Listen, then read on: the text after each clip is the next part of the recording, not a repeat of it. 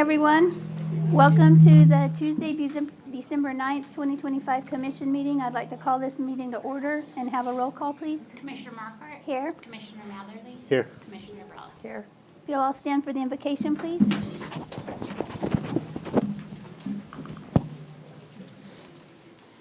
Heavenly Father, we gather today in this season of joy and reflection, grateful for the gift of fellowship and purpose. As Christmas approaches, we are reminded of the light that entered the world through the birth of your Son, bringing hope, peace, and love to all. Bless this meeting with wisdom and clarity so that our discussions may be fruitful and our decisions guided by compassion. May the spirit of Christmas inspire us to work together in harmony, to uplift one another, and to extend kindness beyond these walls. We thank you for the blessings of this year, for the challenges that shaped us, and for the opportunities that lie ahead. As we celebrate the season, may we carry forward its message of generosity, unity, and joy. In your holy name we pray. Amen. Amen. If you'll follow us in the pledge.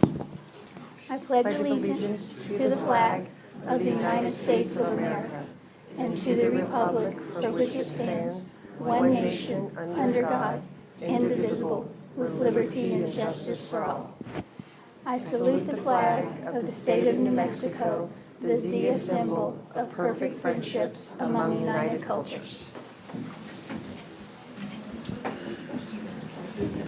Okay, so now we have presentations of our service awards,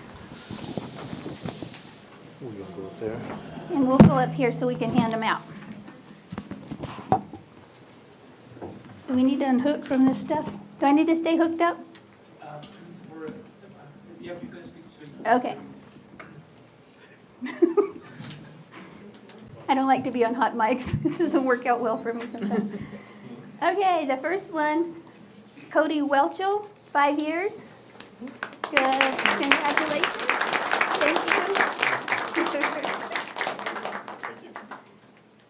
Thank you. Jacob Diaz Austin, 5 years.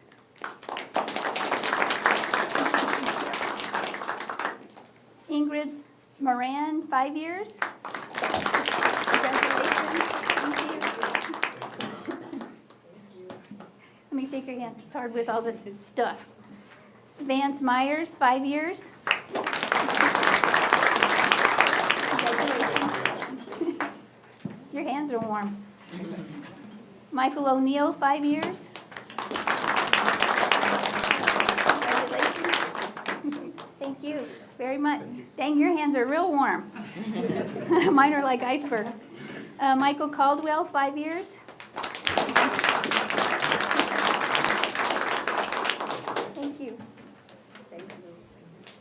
Peter Villa, 5 years. There he is. Coming in hot. Congratulations. Thank you. Carrie Reyes, 5 years. We got the whole SO here today. Congratulations. Stephen Sturgeon, 5 years.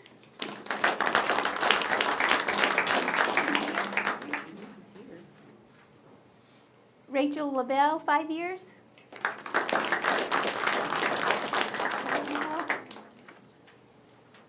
Bobby Curtis, 10 years. Telling you, that so's coming in hot today. Thank you. William Smith, 10 years.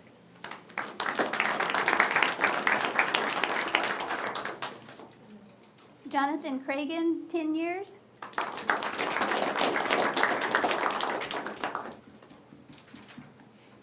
Congratulations. Thank you. Thank you very much. Thank you. Thank you. Ricardo Heredia, 10 years.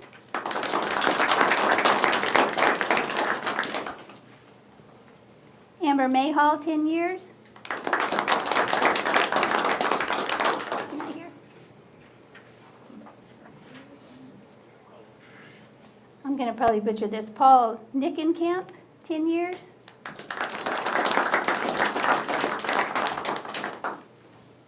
Mary Carter, 10 years. Looks like some people had to work today. Right?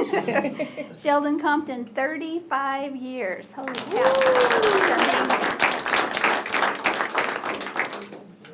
out there? Lonnie Schultz, 30 years. Nina Sisler, 25 years.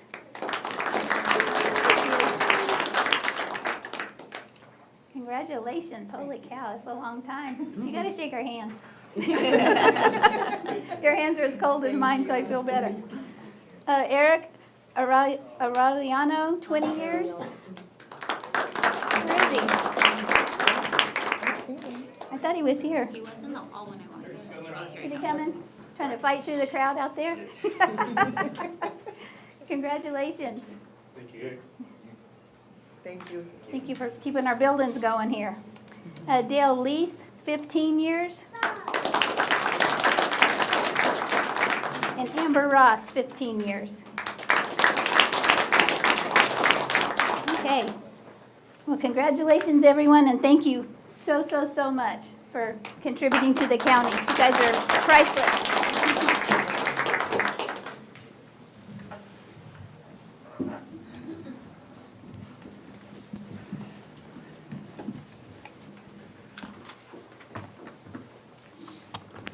Okay, we're going to pull a couple of things before we approve the agenda. We're pulling item 12 under the consent agenda item.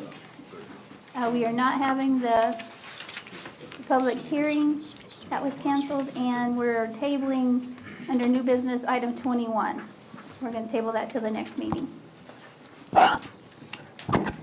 Okay, I get a motion to approve the agenda? I'll make a motion to approve the agenda. I'll second. All in favor? Aye. Aye. Do you aye? Ms. Barella? DUI? I said, do you aye? You didn't Aye. vote. Sorry, I was trying to get rehooked up. Aye. DUI, no. Let's not DUI today. Okay, now we're going to move on to our sheriff's office report.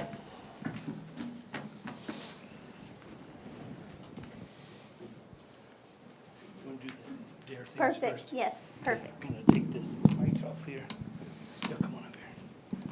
Before I give my report, we're going to do some presentations here right quick.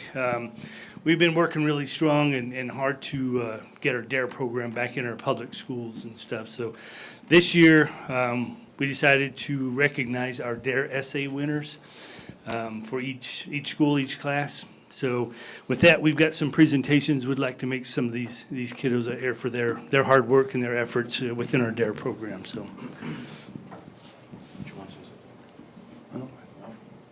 All right, so as we promised the kids from the essays from DARE, we appreciate your hard work. These guys and girls, little boys, little girls, went through 10 weeks of some pretty good training, fun training, right, guys?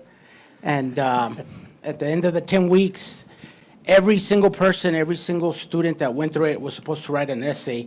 And the ones here are the winners from each class.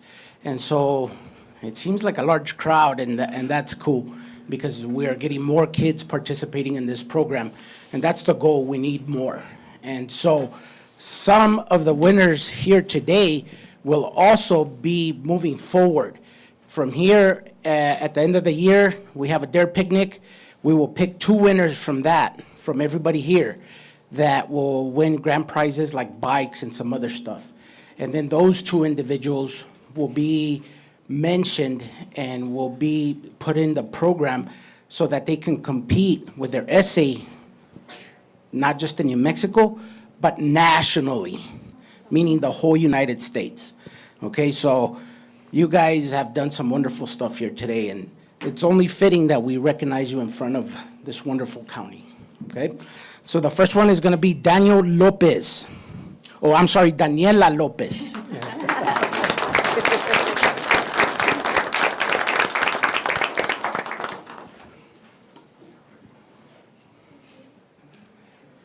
Lucinda Lueras.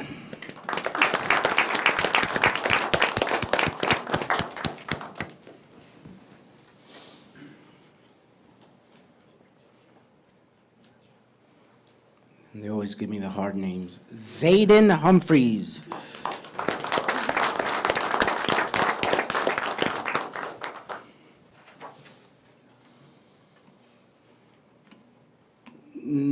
Nathalie Lopez.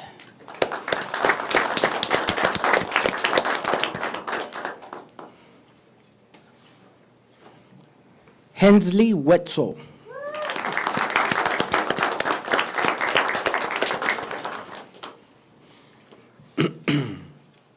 Allison Rocha.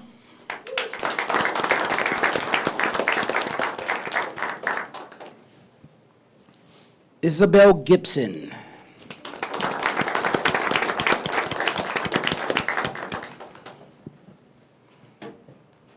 Mia Mitchell.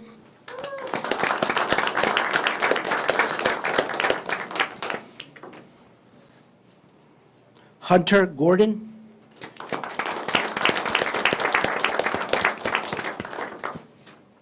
Aziza Wiley.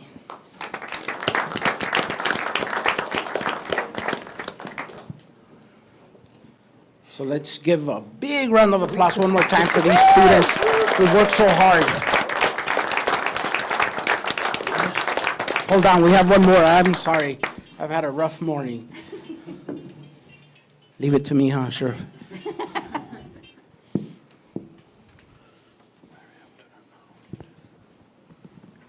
Natalie Velez? No? Marian Duran? Oh, yeah. I apologize. Again, my bad. I apologize. But these students have done fantastic. Hopefully, we get to post their essays online so that people can read them.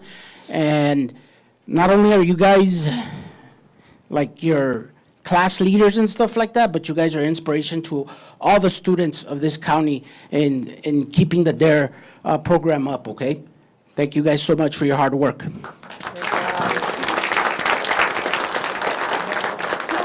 I just want to say, Raul Robles, and also, so I'm the state coordinator for the DARE program for New Mexico, and everything that Lieutenant Hernandez and Sheriff Black, we have the support from the county, everybody, to have this program here in Otero County. With the essays, I am going to take them to the national and international conference in hopes that we get an award. So they work really hard. So just want to make sure that we recognize them and continue to grow this program so that everybody gets an opportunity to come up here. Thank you.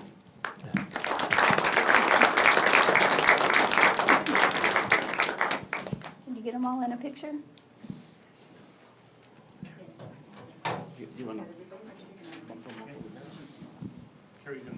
Okay. Ready? 1, 2, 3. Good job, guys. Good job.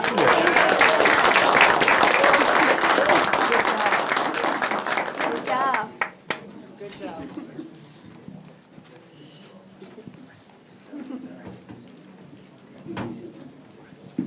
That's so cool. So cool. Thanks, guys. Thank you so much.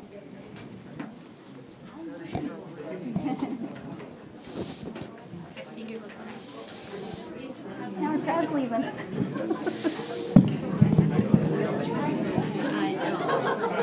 so cool.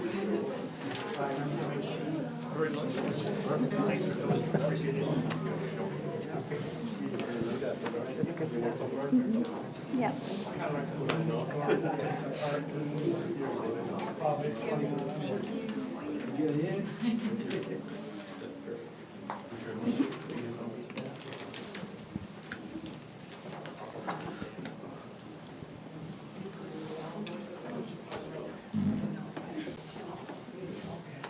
Now it emptied out. I know.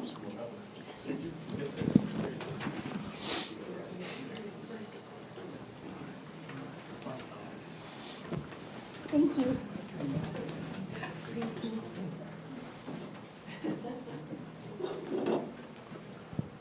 We went from a really big meeting to a really small meeting. I know. That was awesome. Very cool, very cool. Yeah, I'd say those kiddos put in a lot of time and effort on that.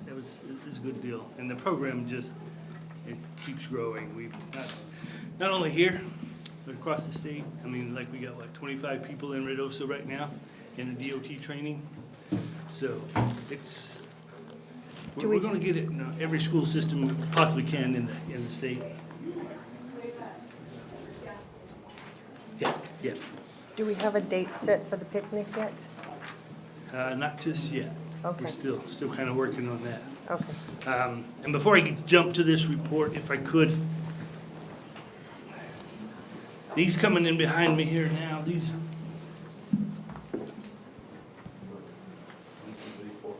Is that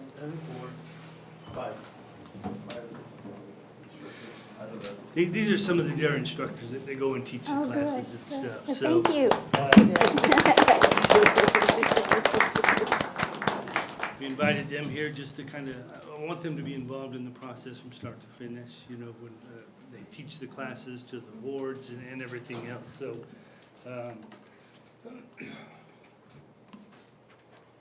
Look at, who, let me see, we got Lieutenant Hernandez, Raul Robles. Hey, Bobby's here getting a service award. Amber Mitchell, and then Lopez, Maricela Lopez, and then we got, Carrie's here doing the service award. Jesse Bertado, he's the other DARE instructor there. And we got a few more, but they're actually teaching at the DARE training in Ruidoso right now, so. And you know, I actually went up to that training and went through one of the classes, and it's really impressive what they learn. And I was really impressed with how, I think, really caring the officers and the deputies are that want to do this. It's a lot of work. It's not easy. You don't just say, hey, you're gonna go talk to these kids at this school. I mean, it's a process. It's a 2-week process. It's not just a couple of days and you're certified. Right. It's a very Very- long process. I know when I went to DARE training, I went to Oklahoma City for mine, 2 weeks. It was intense. When you get done with that, you've done something, and you get that certification and stuff, and it's a good feather in your cap to have that certification, so. Well, So- we thank the sheriff's office and Under Sheriff Robles for putting it on in Ruidoso. It's a really nice event up there, very organized. There was instructors, I believe, from Louisiana and California. They were very, very friendly, very open, very helpful while I was up there. So thank you all for doing this in locally for us and throughout the state. But and I just want to say thank you to these DARE officers. Thanks for the commitment. Thanks for doing what you do. It's a very important program to me, and I appreciate your efforts. So thank you very much. Yes, thank you.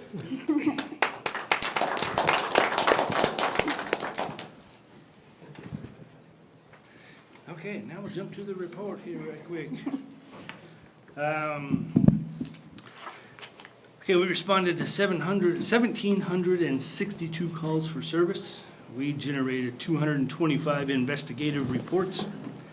We had 63 traffic crash investigations. We had 63 arrests for the month. We issued 91 traffic citations. We served 258 subpoenas for the courts. Calls responded to in Tularosa was 45. Calls in Cloudcroft were 55. Calls responded in Alamogordo were 348. And calls responded to in Chaparral, 598. Our narcotics division, we had 9 search warrants. We had 14 arrests. We had 1 agency assist. Generated 31 case reports. We had 1 interdiction case. We seized $64,616 in cash. We had 8 vehicles that were seized. 9 firearms that were seized. They did 7 traffic stops. We had 10 fugitives that were apprehended. We seized 117.98 grams of meth, 1.8 grams of heroin, 49 Suboxone strips, 9.39 grams of cocaine, 15 oxycodone pills, 27 hydrocodone pills, 103.76 grams of fentanyl powder, 93 fentanyl pills, total of $101,344 worth of illegal narcotics that were seized. In our special events, November the 6th, we did Tip a Cop at Chili's. And basically that was, the guys go down there and work as servers and stuff, and what money they get donated and stuff. That's to help with our Special Olympics program in the state. November 8th, we did Shop with a Cop fundraiser at Les Combs. Again, that is for our, doing the same thing, trying to earn some money for the Shop with the Cop. It'll happen, I think, the 13th of December. November 11th, we attended an active shooter reunification event at the Cloudcroft Schools. The 15th, we had Cocoa with a Cop, hosted by the Girl Scouts up at the hospital. In our training, again, we're getting finished up on all of our mandated, biennium training. The Otero County Sheriff's Office and the Alamogordo Police Department, we hosted a search and seizure and a legal update class to make sure everyone was understanding some of the recent changes in the laws. That was pretty good to have close to 60 officers from around the county and the city to attend this training, make sure they understand the changes that have been made, while do another one for the other half, so everybody will get it. On December the 5th, Under Sheriff Robus and Lieutenant Hernandez attended the graduation of our recruits attending the Southern New Mexico Law Enforcement Academy. I'm proud to say we now have 4 certified deputies who will begin the FTO program in a short time to prepare for solo patrol. And their FTO program will be about 14 weeks. We'll go through that, and then hopefully we'll get them on the solo patrol. Nicholas Santiago, it's one that we hired not too long ago. He is currently in the pre-academy training. He's getting prepped to attend the academy in January. And with the approval of the 3 deputy positions from last month's meeting, that takes our authorized positions to 66. With these 3 positions, as well as 1 open position prior, I show having a total of 4 open positions. But I will tell you that I have 4 lateral transfers in the background right now, and it's my goal to have these positions filled by the end of December. So we'll be fully staffed. Awesome. In our vehicles, we got 5 that were in the process of being upfitted right now, and then we got some more that will get on the way here pretty soon. So with that, I will stand for any questions that you have. Did you break out Chaparral this month? As far as, The calls, yeah, there's 500 and something. Do what? There's 500 and something. Oh, 598. on the calls for Chaparral? Okay. Yeah. I missed, I'm sorry. 598 calls for service in Chaparral. They generated 69 reports, and then they had 21 arrests down there. So if you'd like to see more numbers, when John's here, we can get you whatever you need, what kind of numbers that we need, so. I'm just real curious on how it kind of stays, how it runs, if it's kind of steady or if it's increasing or so. Increasing. I'll tell you what I'll do on the next meeting, the next meeting, I'll give you, usually on the December meeting, and I'll kind of give you a year. And Okay. then we'll break it down by the month, and then I'll also give you a year. And then I've got a document that I can give you that'll show you the last 3 or 4 months with Chaparral.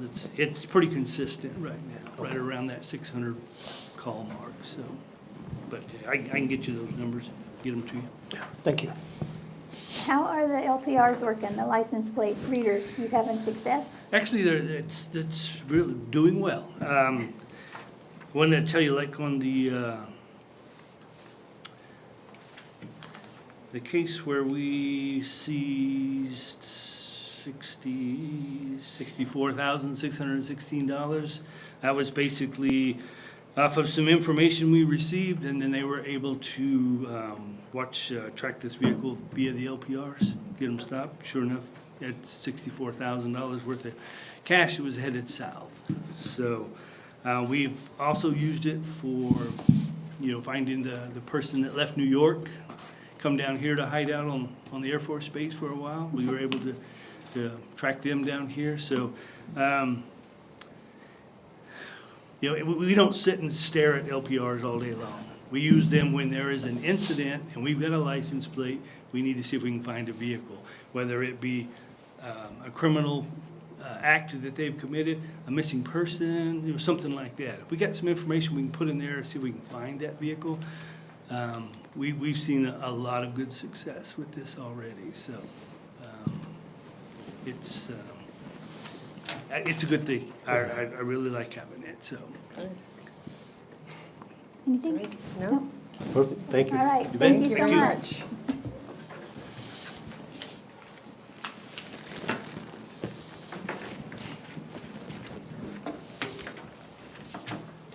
Good morning, Commissioners. John Barty, 911 Director. Good morning.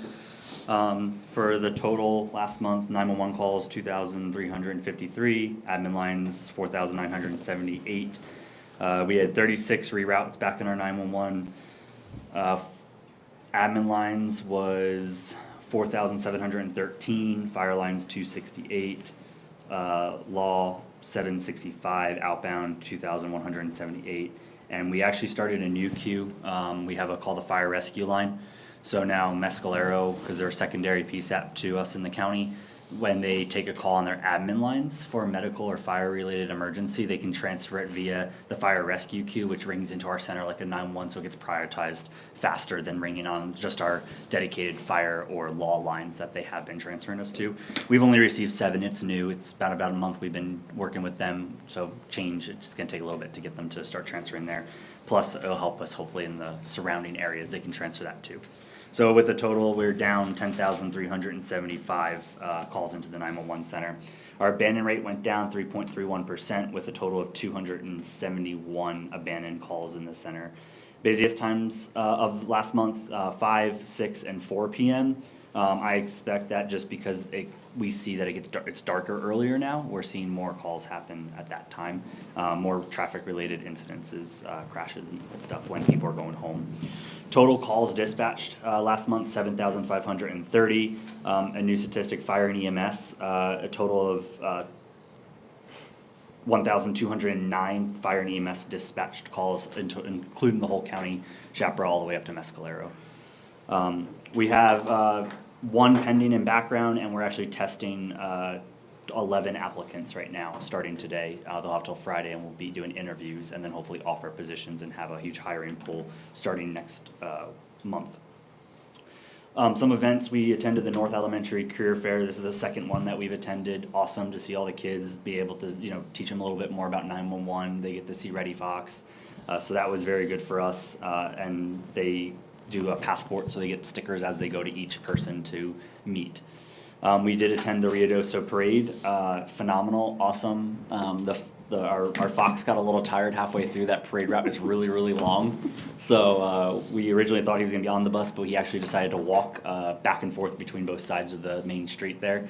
So super cool, just so many people want to take pictures. It was an awesome event. And then the biggest news is we're finally on live with the ESI project with the Motorola State 911 project that they just completed. We had some hiccups. Hiccups were not on us. Unfortunately, it was done on the carrier. And so we, as most of you guys know, you guys received that alert last week. For some reason, all of our calls were being routed. It was the data set that Motorola had. So that's why we were not getting calls. To us, they were going to Fort Bliss, which is very, very weird because they're not a primary PSAP. So we don't know. It's been resolved, and we're strong and live on that now. Unfortunately, it's made my life busier. So because now I'm getting actual discrepancy reports from the dispatchers. So when we see an issue with a 911 call not giving us information that we should be getting normal, they print it out, and then we have to do investigation of why it's not providing that data set for us. So that's what happens with ESI, but hopefully with geo-based routing, it makes calls come in faster. And you'll notice now that the ring time to call in when you dial 911, it's a lot quicker because you're not hitting a tandem switch anymore. So back in the old days, you used to pull out a pin and plug it back in. That's how 911 calls got routed. There's no more of that. It hits a SIP trunk, which is voice over IP, and rings in immediately. The lines are crystal clear. So we've seen very good progress so far over the last 5 days with us being live on ESI. So other than that, I stand for any questions. Sounds like you're busy. Very busy. I'm good. You have anything? No questions, thank Awesome. you. Thank you. Thank you, John. Thanks, John.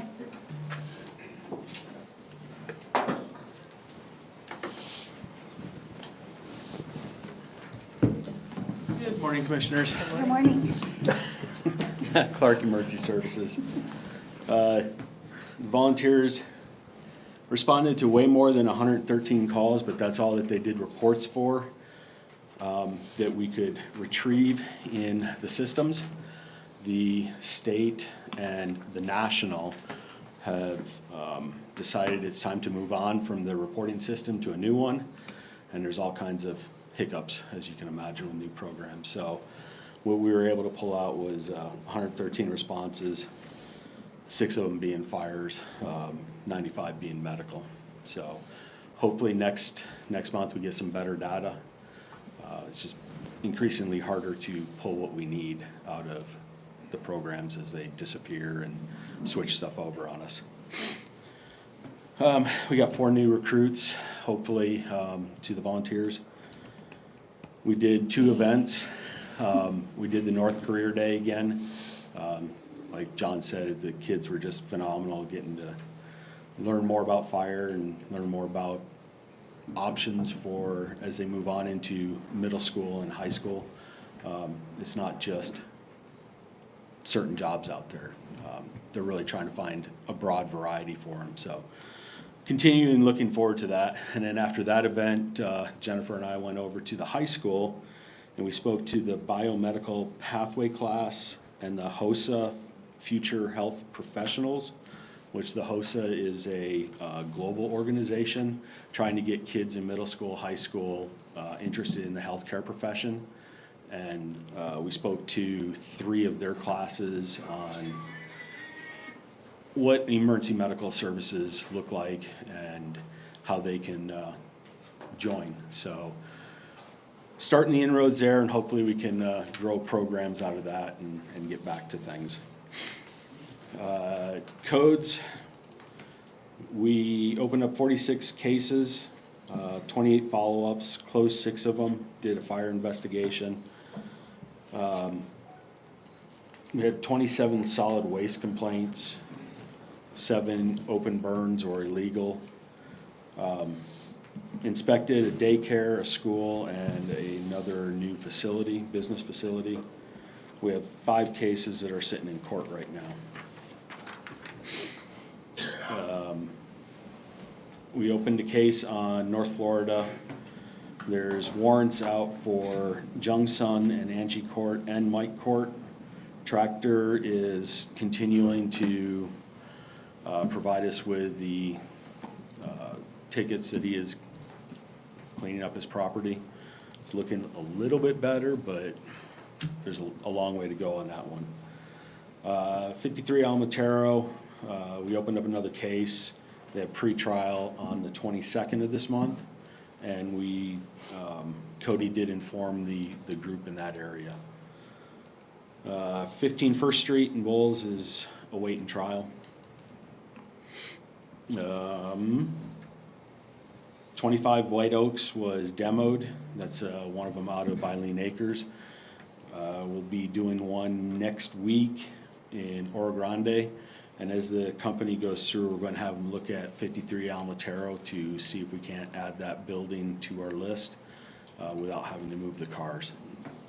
So that's on our list. And I've spent a lot of time in training with Civic Plus for our new codes program. Hopefully streamline some of our processes for getting cases to court and better tracking. And spent a lot of time with Department of Homeland Security out of New Mexico and FEMA on our flooding and trying to get that process moving. We're hopeful that tomorrow we might go out and do some site inspections and get that ball rolling. So with that, I stand for questions. Matt, the day that I went with y'all with the FEMA deal, it really sounded to me like the FEMA people are really trying to help us and working with us. That was just one day. I don't know about the other days you went, but I felt good about it, that maybe we'll have a resolve on that somehow. On those three that you went on, we prioritize those as urgent, especially the low water crossing coming out of Tiburon, because that's an escape route in the event of fire. So we really got them on that one. Our next major one to go out on is trying to get FEMA to understand that they have to go survey Rhode Island out on the mesa. And they think they can just, oh, we'll go out, look at a couple roads, come back in town, have lunch, go out and look at a couple more roads. Gotta pack a lunch. We witnessed that on the first day we went. They stopped for a potty break and everybody, they're gonna have lunch. And they shut it down. We sat there and waited for them. They had lunch. Thankfully, we only had those 3 inspections to do, and we got out in time, but this next one, we expect to be out on the mesa for 3 to 4 days, looking at the damage that we had from all the flooding, so. I have a question about the alarm system that we, excuse me, that we have up on those dams. We've got Curtis Canyon, Bear Canyon, and Graveyard. How does that alarm system work? I know there's something when it gets within 2 feet of breaching one of those dams. Does it alert you? It Or does alerts, it go 911? it alerts the dispatch center, and it is supposed to send an alert to my cell phone as well. Okay. But dispatch is supposed to get the alert so that they can make sure that it's answered, since they're there 24/7. We gave them a line to get in, and then we'll go ahead, once we get those alerts, we'll push out our Genesis alerting, letting the residents know that the dam has reached this much water. You really need to start packing.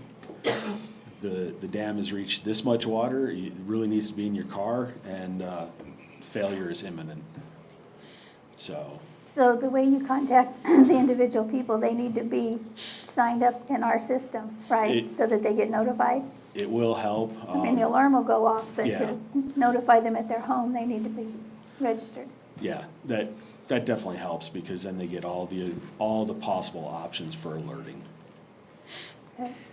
And we also talked about putting up a sign at the RV park, those that are residents here, so that, sign up for emergency alerts at this number. I don't know what channels we need to go through for that, but just to make, because that trailer park's Yeah. on the list. And most of those people aren't Oh, yeah. local, so they don't really even know there's dams up there, so. Yeah, I'll start getting out to the RV parks for not only the dams, but for our emergency evacuations. Because, yeah, they're visitors. I met with the realtors, I think it was last month, the month before, and they're going to start putting the Genesis stuff in all of their welcome packages when they sell a new home. That's Or if great. they lease one, so I got a couple of realtors that want to work and help me develop video PSAs to work on, so we're getting there. Yeah. Yeah, those dams are a big deal. I mean, it went from anywhere from for doing nothing and leave them as they currently are. The lowest thing was 13 million, and then if you want to do the whole bag of tricks, it was 120 million, Yep. plus other things. So, Yeah. it's a lot. Yep. Okay. Just a penny in the bucket. Yeah. Yeah. Somebody's got a big bucket. Next month, can we get an annual volunteer report? Sure. Thank you. And what do you want to see on that? Growth?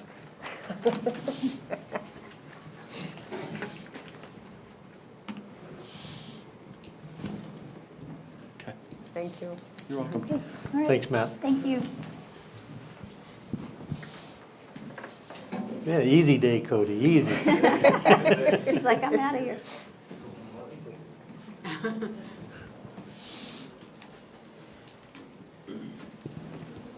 Good morning, Commissioners. Tom Porter, Otero County Road Department. Good Good morning. morning. So we managed to finish up 2025's chip seal last month and closed all those projects out. We had cattle guards and culvert repair, Taylor Ranch Road, Sherwood Forest, Miller Flats, Potato Canyon, and all across the mesa. Hauled pit run to various areas, Three Rivers Road, E001, Sacramento Road, Herschel White, Powderhorn. Patching throughout far south, that crew's doing an amazing job. And then brush trimming throughout the county, and we've had one snowstorm. The culvert turn deal that you and I and RB went and looked at, what was the outcome? Did we make it passable? Yes, it is passable. I have it in with Bohannon right now, doing a preliminary to get a task order to see how much it's gonna cost to do the engineering on that. And I just wanted to, I told Tom this morning, we get a lot of phone calls griping about roads. So I actually got a phone call. They were trying to reach Tom, but I don't know what, they couldn't get through. Anyway, he got an attaboy for the 506 road. Said that's the first time it's been that good in years, so need to tell your blade man. I told him this morning. So, anyway, thank you. And I got an attaboy for getting on those sinkholes from the broadband installations Fiber optic. and all of that. You know, that subdivision says, thank you very much, because you jumped right on that when I called you. You're on it. Thank you. We're trying.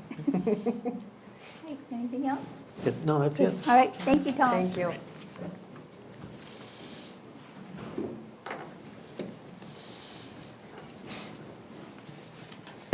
Good morning, Commissioners. Trent Parker, Project Manager. Good morning.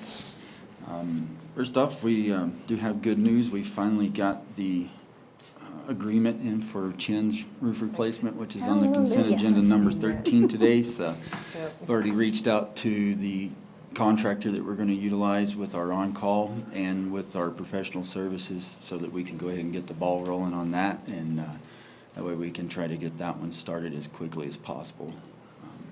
The Flickinger Center brick veneer, we are scheduled to start December 15th on the outside on the walls. Their last show is on the 18th, so then we're going to go in on the 19th to do the repairs to the ceilings on the inside of the auditorium. Good. And Thank you We for don't want working those with them. tiles Yes. falling off on anybody's head.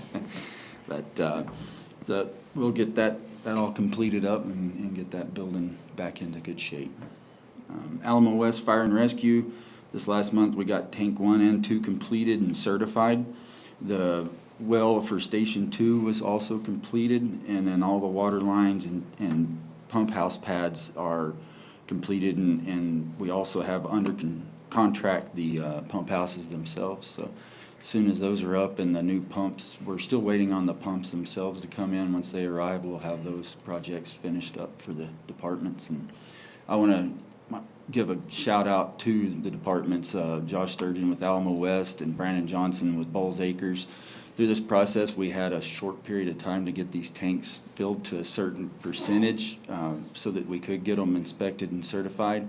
And man, they knocked it out. They hauled a lot of water to fill these tanks up. So I want to give my appreciation to those two for working with me to not cost us extra money.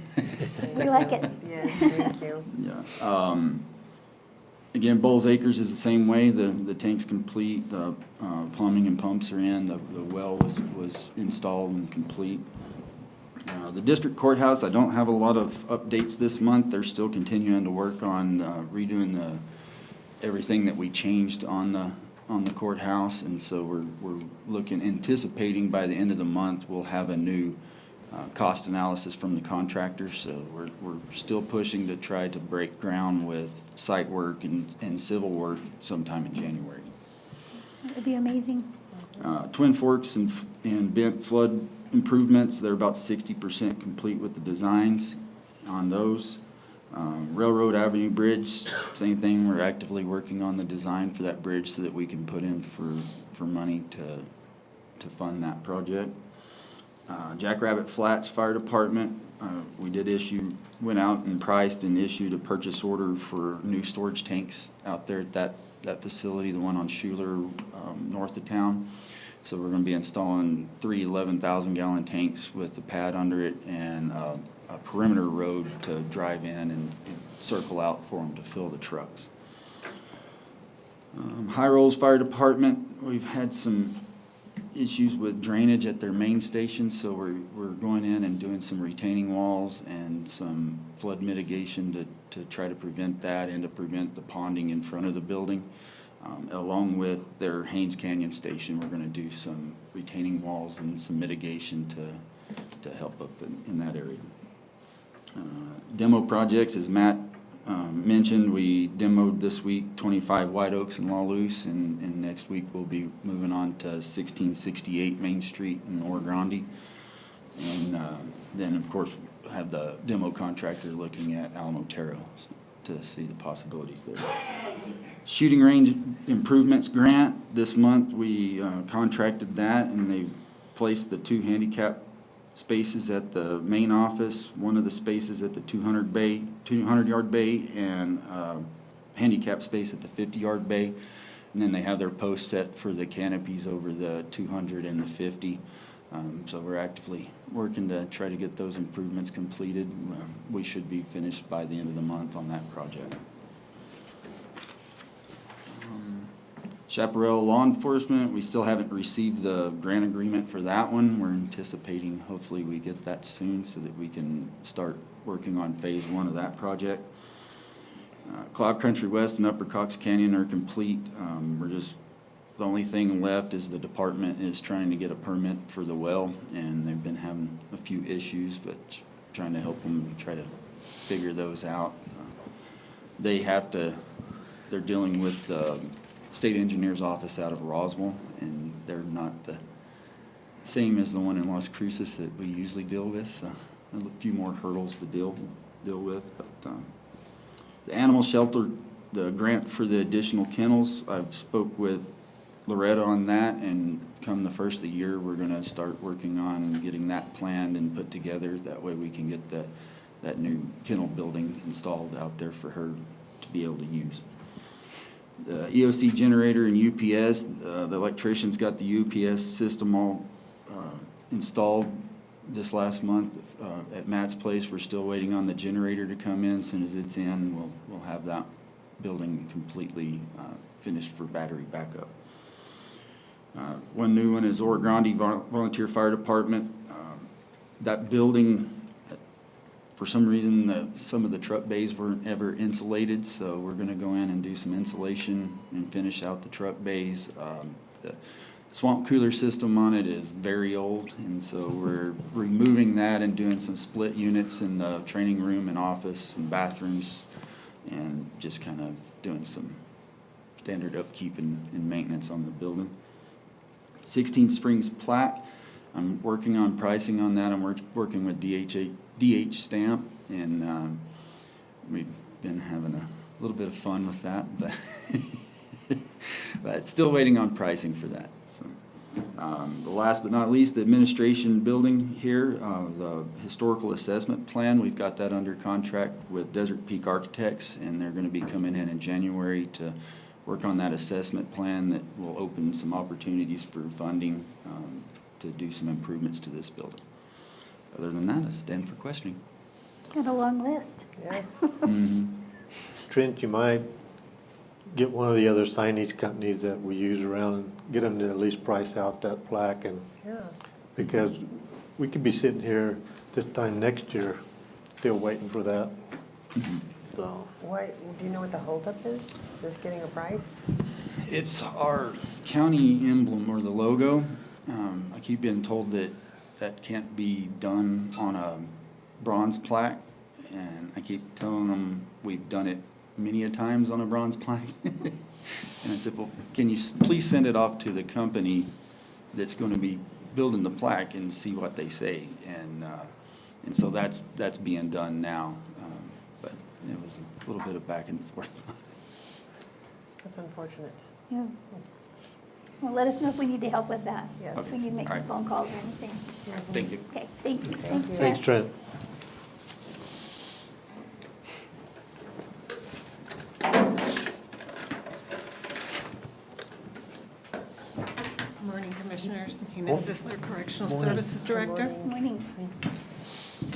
For I can't even talk, November's report, our average daily population for November was 168. Today's population is 166. In-house population, for males, we have 123, 23 females. We have 5 at Otero Prison. Treatment furloughs, we have 5. We have 4 at out-of-county for courts, 2 for out on furlough, and 1 in Lincoln County. We have a total of 3 juveniles, 2 males, 1 female, 1 in Lee County, 1 in Donna Ana, and 1 in Bernalillo. In-house video courts, municipal court, we conducted 57 in-house in November. Magistrate, we had 114. District, we had 97. Out-of-county courts, 4. In-person magistrate court, we had 8. And in-person for district, we had 8. As far as our vacancies, we have 8 full-time detention officers. We had 1 in our group that after not even a week, he said it's not for him. So out of the group we got last time, he just said it's not for him. So we did hire a full-time office specialist, so our front office is fully staffed. And we have 1 application, but we haven't scheduled any interviews at this time. We had 7 males transported to Central New Mexico Correctional Facility in Las Lunas, New Mexico, and 3 females transported to Western Women's Correctional Facility in Grants, New Mexico. And we're kind of behind on our Employee of the Month, but October's was Officer Candace Morgan, and we'll get caught up on November. So January we'll start. All right. Any questions? No, I'm good. No? I do.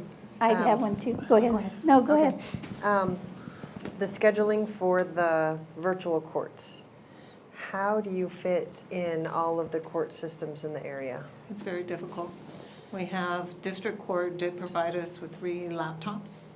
So municipal court we do, Thule courts, and you have to have somebody in there. So, and people don't realize in facility it's kind of chaotic because you need your officers on the floor.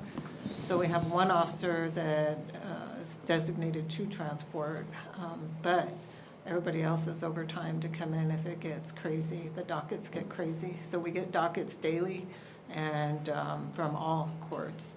And we try to fit them in the best we can, and sometimes administrative staff have to stand by or whomever, because you have to listen what is going on in the courts. So we have district, municipal, magistrate, Village of Tularosa as well, and if they have any other hearings as well. So Tularosa says that the majority of their arrests happened over the weekend, consistently over the weekend. And their schedule is currently on Fridays.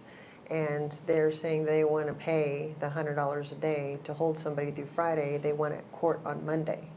How can we accommodate that when they have really a low arrest rate? It's difficult on Mondays because that's our biggest court date with municipal, magistrate, and district. The judges are willing to come in at 7 o'clock in the morning to do it. I mean, we could try to arrange it and see, but I would have to get people to volunteer on overtime to do it. Yeah, I mean, for a small municipality like Tularosa that doesn't have the budget to house these people, Right. you know, I'd like to try and make some accommodations for them that we could do, you know, on Mondays. Okay. That it? That's it. Last month you said you were having a lot of problems in the new part of the jail. Has any of that been addressed, or is anything getting better?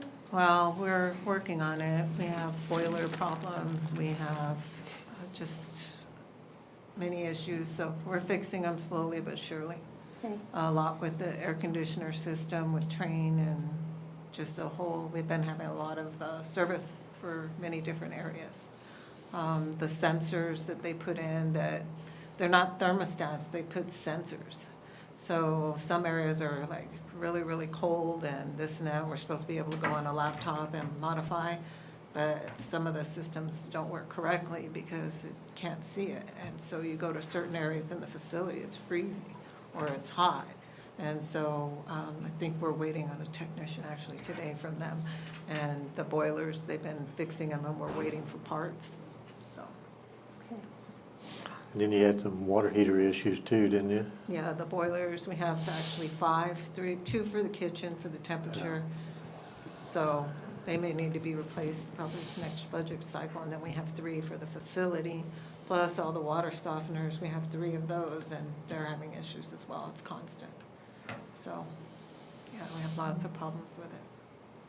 So, but, You're on city water there, right? yes. And it's all, well, I'd have to ask Trent if it's all filtered and stuff before it goes through. Trent and I talked about that deal on the water heaters. He thinks they're just overworked because they run 24/7s. I don't know if there's a different type we need to look at that would be better for that or what, but. We are working with 3 plumbers just to see the estimated cost, because the panels are digital. And so all this technology, on the old side, before they put that new room, was like I had a mixer, you could work on it. And now with the digital components, if one goes out, then it messes up the other 2. You don't fix the main, and it's just, so we try to, our maintenance technician always is watching them because of all the error codes that we do get off of them constantly. And so, but the old ones, they used to be able to go in, replace the part, and now with all these, that digital dash on everything, we have so many problems, like constant. I mean, every time I see Lane's Plumbing or General Hydronics, or like something wrong with the boilers, whoever can get out there, because we have to have water.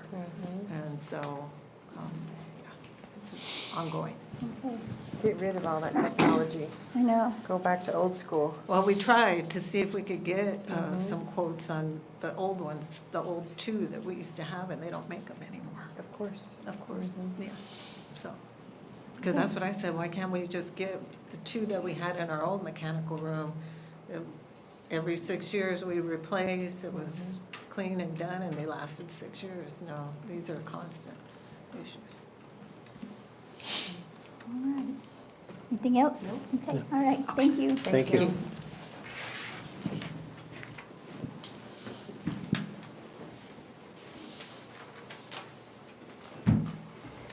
Good morning, Commissioners. I'm Mark Pentecost, Lincoln National Forest. I wanted to give you a quick update on a couple of things. We had a prescribed fire window that opened in the middle of November. We burned several compartments over in the 16 Springs area. It totaled about 1,000 acres. And we're going to resume the prescribed fire activity on Thursday if the weather holds. So that'll probably be a couple of 100-acre block in 16 Springs again. And that'll probably close it down because of weather and holidays till after the first of the year, I would expect. On the South Sacramento Restoration Project, we've got a large timber cruising operation going on right now in preparation for the spring timber sales. It'll probably be in March or April. So we met with New Mexico Forest Industry Association again last week to see if we can find ways to bring timber buyers into our project area, since the South Sacramento project will probably have more timber than the local markets can absorb, which will be a problem for us. So what we really want to do is increase the pace and scale of restoration. So fieldwork continues on 2 of the 3 fiber optic projects on the Sacramento district. The 236 Wave 2 project was signed yesterday, and so they will proceed with work on that. Last month, we met with New Mexico Rural Electric Cooperatives, along with other forests in New Mexico, and the purpose was to discuss how to improve open channels of communication, the needs to service communities, and moving toward a different way of business. So those monthly meetings will resume. Last month, we had 100 students that were in a symposium called Leading in MSU, and this was sponsored by the USDA, and there were 4 universities that participated. One from New Mexico, 2 from Texas, and 1 from Puerto Rico. So these students visited the Lincoln and spent a day here, provided with tours by specialists on the forest. So we'll receive a crew of interns next year out of that crew of students. So it's pretty good of USDA event. And I guess the last thing, it's a very active season right now with people getting Christmas tree permits and firewood permits. So that's, all the offices are back open, so that's going pretty well. Mark, have you had any of the, like New Mexico State or anybody come over on the problem with all the dying trees? To come up with some type of a plan or something to, I don't know if we can spray them, come in, and cut them out, eliminate them. I'm sure a lot of that's still the bark beetle problem, but. It is mostly bark beetle problem, so we had a couple of days out of a week, I guess it was in September, where a plant pathologist and plant physiologist came from the regional office, so they spent a couple of days here inventory. You know, the forest inventory and analysis, they fly every couple of years, or I guess every year, over the forest, and, you know, there was some concern because they picked up a lot more dead trees this year. It's mostly bark beetles, but not entirely bark beetles. So as the forest, I mean, are you even considering some type of treatment, method, application? The only treatments that we've done have been on the Smoky Bear District around Ruidoso, and those were mostly hazard trees. So we cut down about 900 trees in September that were, you know, either around roads or public use areas, kinds of things. A lot of the areas, a lot of the trees are so widespread, in some cases it'd be hard to create a timber sale that somebody would be willing to go in and cut the trees, you know. And some, if it continues, we'll probably have a widespread enough area that we can have a timber sale. You know, so again, the biggest problem we have is buyers. We put a sale together for somebody to buy the stuff and get it out.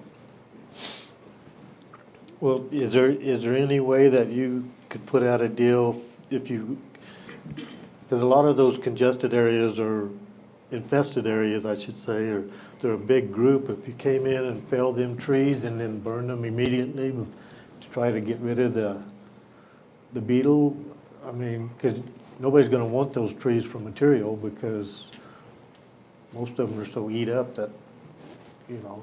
A lot of them do get used by bandsaw, people that own bandsaw mills. So the best luck we've had getting away with them or doing away with them is private landowners where they're near their property. And we've issued quite a number of permits for people to take what they want. Some of them cut them and left them.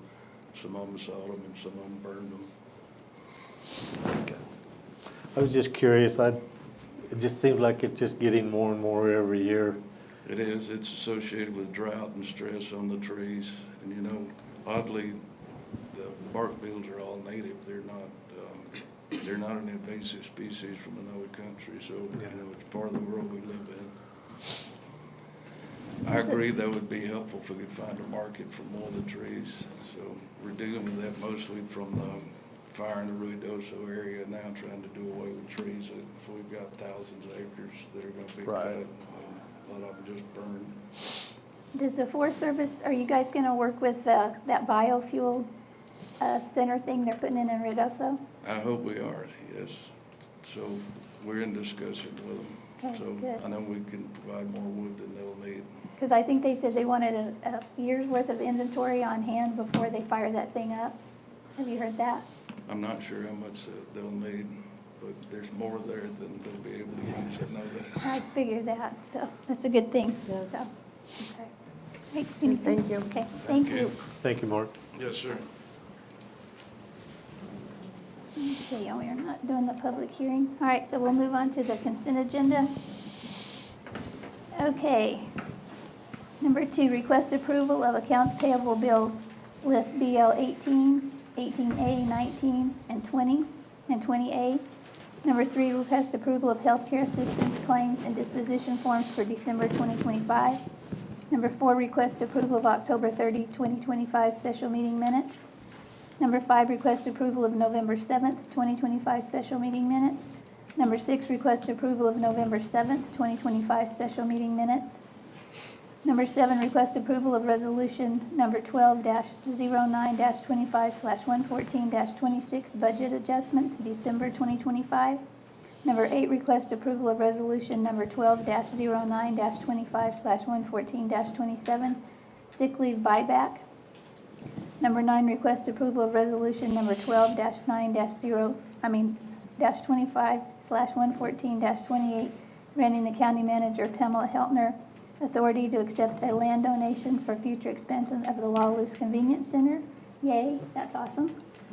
Number 10, request approval of resolution number 12-09-25/114-29, a resolution granting the county manager Pamela Heltner authority to accept a land donation for future expansion of the Sidney Paul Gordon shooting range, and I'm sure Mark is super happy about that. Number 11, request approval of resolution number 12-09-25/114-30, a resolution appointing road viewers to assess Broken Arrow Trail in Piney Woods Estate subdivision. We pulled number 12. So number 13, request approval of a grant agreement between Otero County and the Department of Finance and Administration in the amount of $1,700,000 for the ACES school building. Number 14, request approval of 2026 commission meeting schedule. Number 15, request approval of the 2026 holiday schedule. Number 16, request approval of a budget increase for the RESQ 911 project in the amount of $40,000. Number 17, request approval to donate excess equipment to Flat Rock Volunteer Fire Department in Johnson County, Arkansas, from the Otero County Office of Emergency Services. I'll make a motion to approve. I'll second. All in favor? Aye. Aye. Aye. Okay. So number 18, scheduled citizens comments. Number 12, you need to go back to, Commissioner. Thought we pulled it. We pulled 12. Oh, completely, we're Yeah, not yeah, we discussing pulled it. it? Yeah, Celine asked me to pull Oh, it. okay. So, yeah, I yeah, apologize. sorry. Okay, so number 18, Rusty Helton would like to discuss. You here, Rusty? Come on up.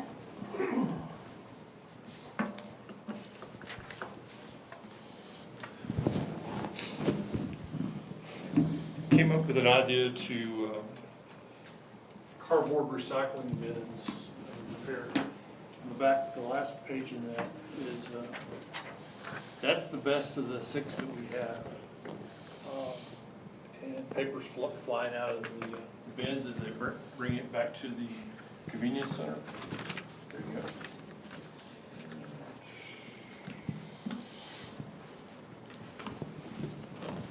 Thank you. I had a brainstorm that if I could have them drop off the damaged containers. Ralph told me they have one spare. They'll drop off one spare at the University of Texas. I'm sorry, not University of Texas. I got Texas in my brain. New Mexico State University with John Hurt. He was my welding instructor, and I've already talked to him. They will take the old expanded metal off the recycling containers and put new expanded metal on there. So it completely repair. They'll also inspect the metal subframe and make sure it's okay, and if any repairs and stuff need to be done to that. The costs as far as the labor, gas, welding rods and all that stuff are free as far as they're concerned. It's basically going to be training future welders for the state of New Mexico and other areas. Initially I thought about using the FFA program in Tularosa to do this work, but there was some problems as far as transport of the recycling bins to their facility. Plus, I observed some of the welders are pretty good, and some of them are really, really bad. Everybody's got to learn somewhere, but I don't think that they're up to such a large task at this moment. So I talked to Chase Montes. He said they're available, but I think it would be better to go through New Mexico State to do it. Plus, he's got the area to weld this stuff outside. I got 3 proposals. One from Amy suggested that I talk to local home improvement centers. And I thought for sure that Lowe's or Home Depot would have expanded metal and larger sheets than 3x2, but that's all they sell. Right. And they're $50 a piece. So I don't think I started reading over this. There's 168 square feet, and there's 28 of those $50 expanded metal pieces that are gonna be needed, so that's over $8,000 plus tax. We could probably get away with it without the tax because we're, you know, nonprofit or, you know, municipality. I talked to Reliance Steel, that's who was suggested from John Hurt, that's where they get their welding materials from. They're cheaper on their price. Came out with $2,206.18 plus $369.27 shipping. That's on the low end. They said it could be anywhere between $350 and $500 to ship it here, and then have their truck go back. That sure seems like a lot. I transported my motorcycle across the country for less than that. But the final one is one of our local retailers is Marshall Metal. They were also suggested by several other people. And in the packet, it shows the different types of metal that they have and the price for 31 sheets of, I believe it's 31, it's 30 or 31 sheets of expanded 4x8s to redo all these is come out to $2,945. There's a difference of between the lowest bid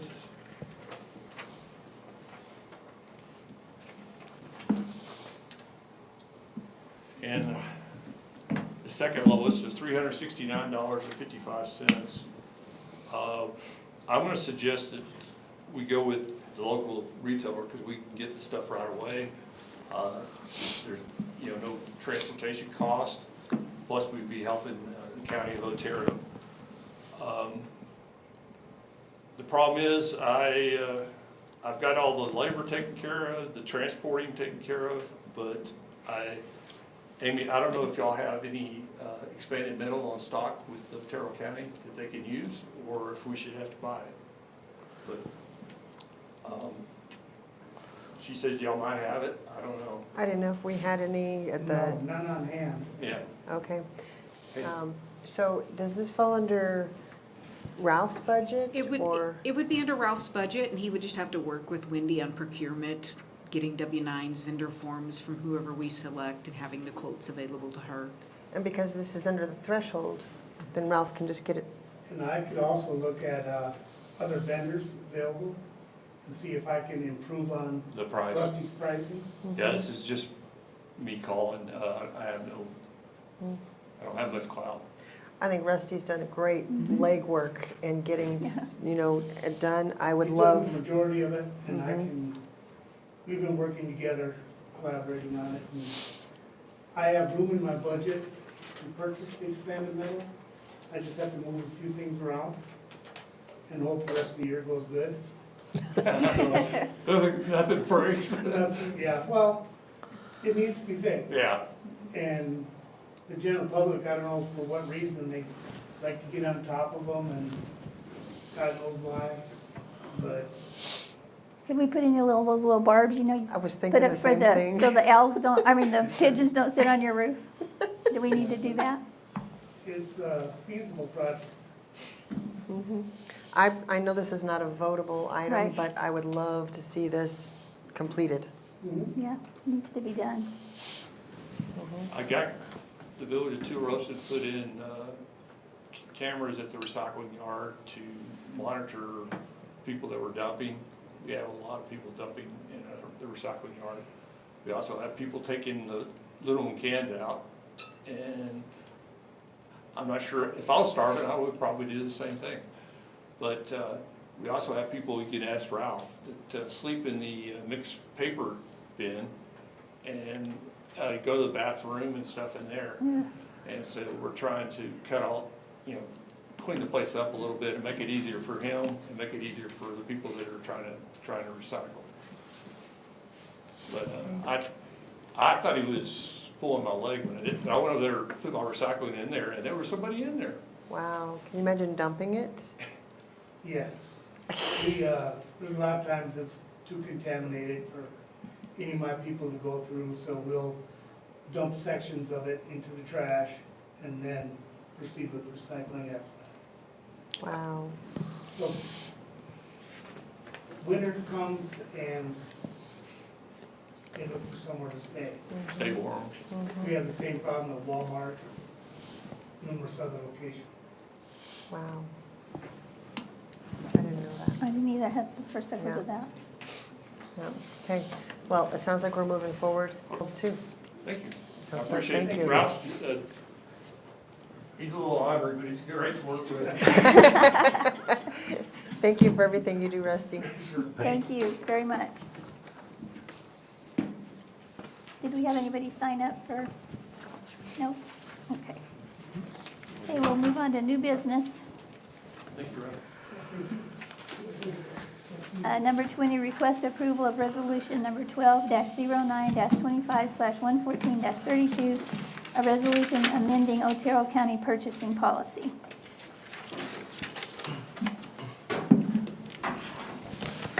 Good morning, Commissioners. This is just a practical matter to increase efficiency. The state has increased the purchasing amounts quite a while ago, and we just haven't updated ours. And we are to the point where having to get approval for every purchase that's $1,500 is too routine and often, because you can't get anything for less than $1,500 these days. It could go higher than what we're requesting, but we also want to manage and have controls and ensure something crazy doesn't get purchased. So $5,000 is what the purchasing office was requesting. I think that's reasonable. Does Wendy want to? Did you want to say anything, Wendy? No, ma'am, I was just here from the. You're just supervising? Did you have any questions? No, I'm good. Okay. I'll make a motion to request approval of resolution 12-9-25-11432, a resolution amending the Otero County purchasing policy. I'll second. All in favor? Aye. Aye. Thank you. Thank you. Yay. I know. I think it made everybody's life easier. Okay, and then we tabled number 21 until the next meeting, so we'll move on to 22. Request approval to send a letter to the New Mexico Motor Vehicle Division and New Mexico Department of Game and Fish concerning OHV regulations. And Commissioners, this is just a follow-up from the special meeting we had in October, where we allowed the public to voice thoughts and concerns on OHVs. And as a practical matter, it is true that the laws and regulations have not kept up with what the industry is putting out. And the board designated by the state to discuss these things, it appears has not met since 2021, which they should be meeting, I think it was twice a year. So this letter is just to draw attention to that and also put it on the radar of our legislators so that maybe it can be discussed in the upcoming session. But it's something that we can do at our level to address the situation. 'Cause we don't have too many other things we can do, but this is something that's practical that we can. Did we forward this to our legislators so they put it on their radar? I mean, if we approve it? It's been a while since I wrote it, but I'm pretty sure I put CC lines for them Okay. to receive it. Okay. So RV on a legal stance, you know, these aren't really required to be insured, and you're requiring them to have insurance to drive on a county road. How is that, will that stand up in court whenever they're not? It's within the state statutes that we can require that if we authorize them on our roads. So they, pretty much if they're going to be on anything other than private land, they need to have insurance. So it won't And affect they- the farmers and ranchers. They can still use them to work and they're not gonna have to go through all this. Mhm. Okay. Yeah, agriculture use is exempt, and if you're just, you know, piddling around on your property, using it to move trash from here to there, all that, like, you're good. It's just if you decide to go out on the roads. And state statute authorizes that, and so they can be cited, so then it becomes an issue of the enforcement and the opportunity to stop someone and check. And we get into other layers of legal issues there. And so there, another way to address this is mechanisms that the DMV puts in place when you're registering it, like that you provide proof of insurance. But even if that's the case, after that first encounter, it's not going to be triggered. So it's just like our vehicle insurance. Like initially when we register, we have to show it, but it could lapse and we could be driving around without insurance. And either we get in an accident and it becomes an issue, or you get pulled over for something and it's discovered.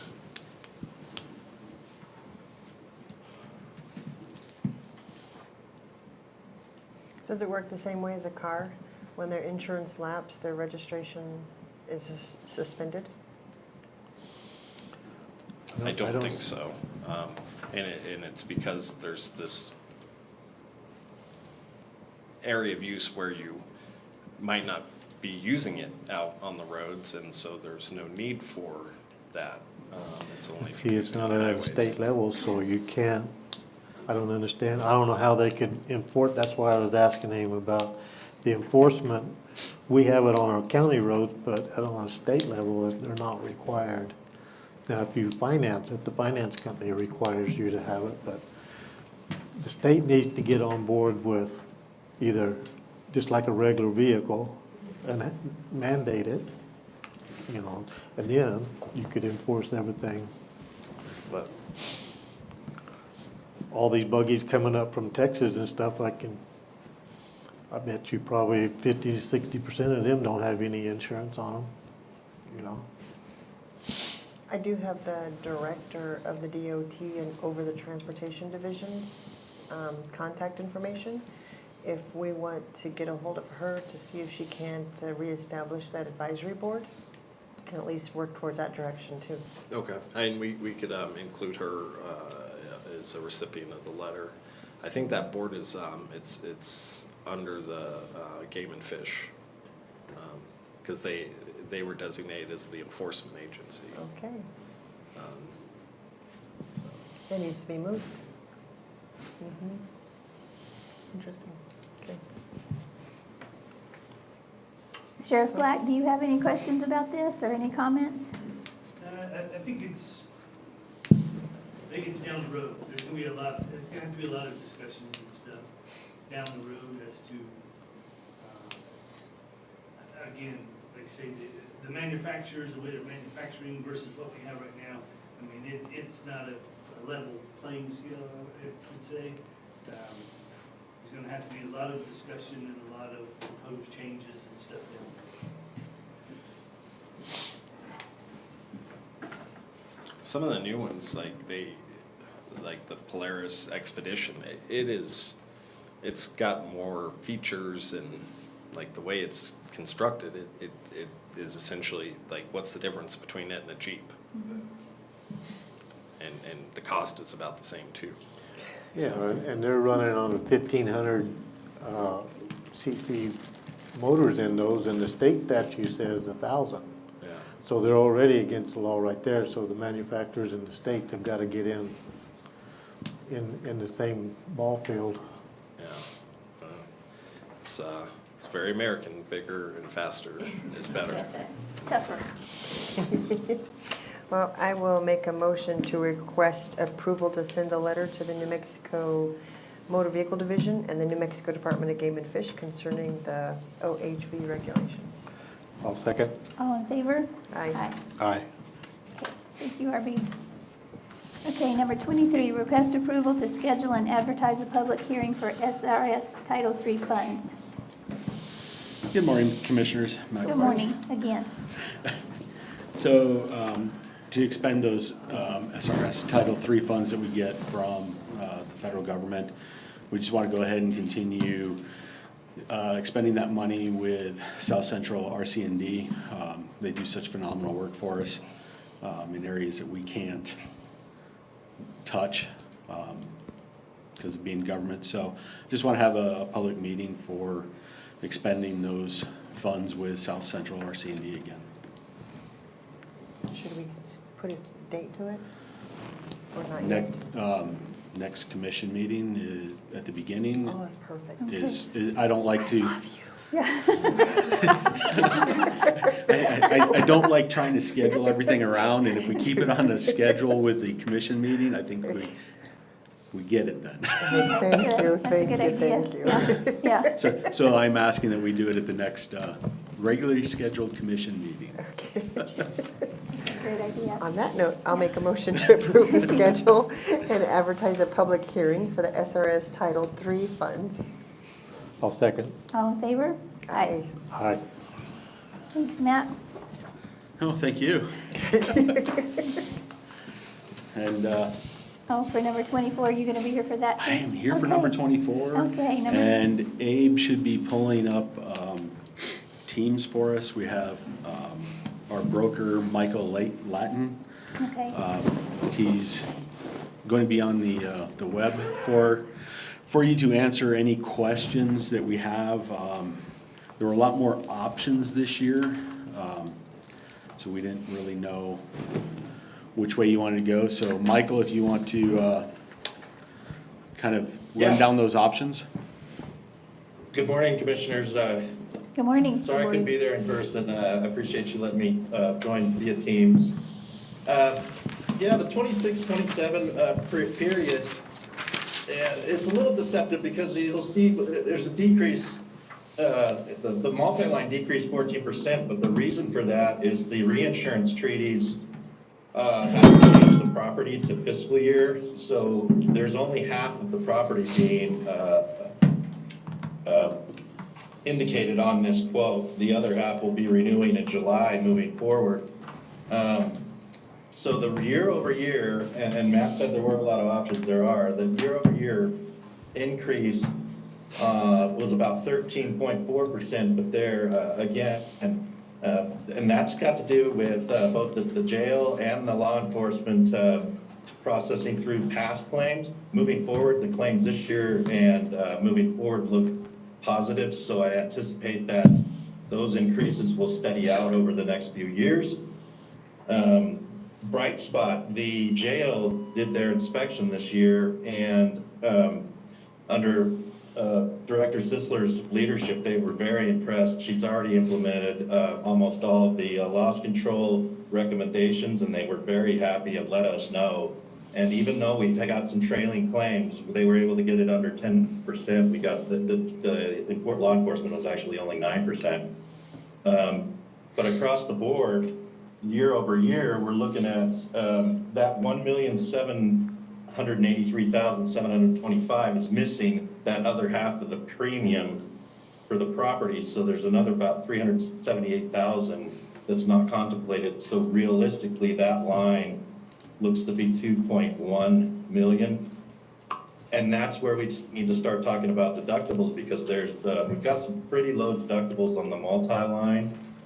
And I'm thinking we could get almost back to flat or 5% above with just a few tweaks to the deductibles. And that's what I'd like to speak with you about. if you have any questions on that.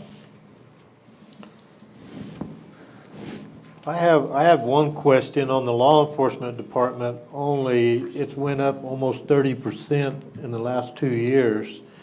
If we Yes. went to, you have the options over here, the 534,892 on your deductible of 100,000 versus the 75,000. Would it be feasible to, you're saving 80,000 on their premium That's right. and only a $25,000 increase on the deductible. Yeah, I agree. That's the number I recommended, was the 100,000 on the law enforcement. I think you're right. I think we go up to 250, it doesn't make sense, but if we go up to 100, it does. And to your point, it's up just under $80,000 of a clawback for a $25,000 increase. So I think so. I agree with that assessment. 3 claims. Paid for. Sheriff Black? And also on the, I'm sorry, go ahead. I was just gonna ask the sheriff on his comment on this. What is the $100,000? You probably have to come up here, it'd be easier for me to show you. It's the deductible. Yeah. Each Going of your up to law enforcement 100,000. claims that are not real property would be $100,000. See, look right here, Dave. On your division, on your department, where it comes across, that's the premium, I'm presuming, and then that's the deductible, and then if you went with a $100,000 deductible, it's like 80,000 less, only at 25 more, which is, if you had 3 claims, you'd still be saving money. How many claims a year do we, on the law enforcement, does anybody know that we have? I don't have the law enforcement, but I could get that for you. It's more than 3 a year usually. And correct me if I'm wrong, Sheriff, I don't have it in front of me, but I'm just going off of memory. Yeah, I'd have to look. I do not know that number. But being that it's, yeah, that 50,000, you're saving, it actually makes sense to increase it, but again, you're gonna be on the hook for that additional 50 on the deductible, but the savings and the narrowness of the deductible increase, I think is worth it on the law enforcement piece. Yeah. RB, you got any comment on that? I don't, because I was. You haven't seen it? Yeah. All right. And on the first multi-line, there's also several deductible options. I think we definitely need to move away from that 5,000 and be looking at, maybe 25, 50. My recommendation would be the 50,000. That would take you from, obviously almost $102,000 up below where you're at right now. And it's a $45,000 increase in deductible.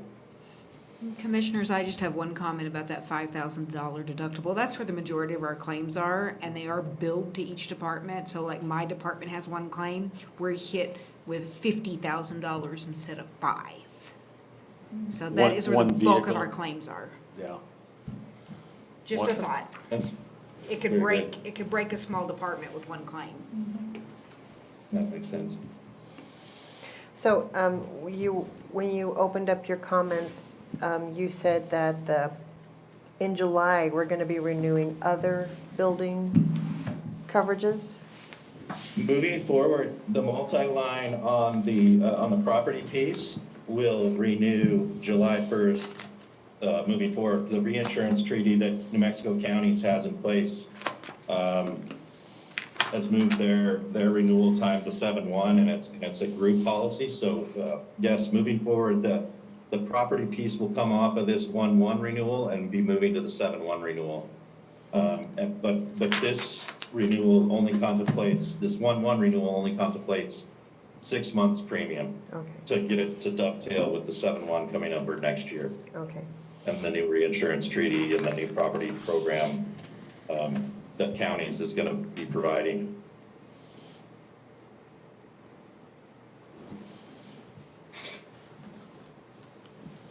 Well, I don't want to break an apartment with the 50,000, but it, I mean, what do you feel about the 10? My suggestion is if we do higher deductibles, you're gonna have to set a special line item aside just for deductibles moving forward. Right now, a department can handle a $5,000 claim. They don't spend all their office, they don't spend all their overtime.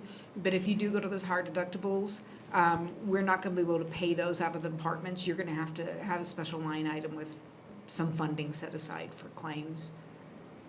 And years ago, we moved those deductibles under each department so that they would be more responsible with various things because they know they take the hit with a claim.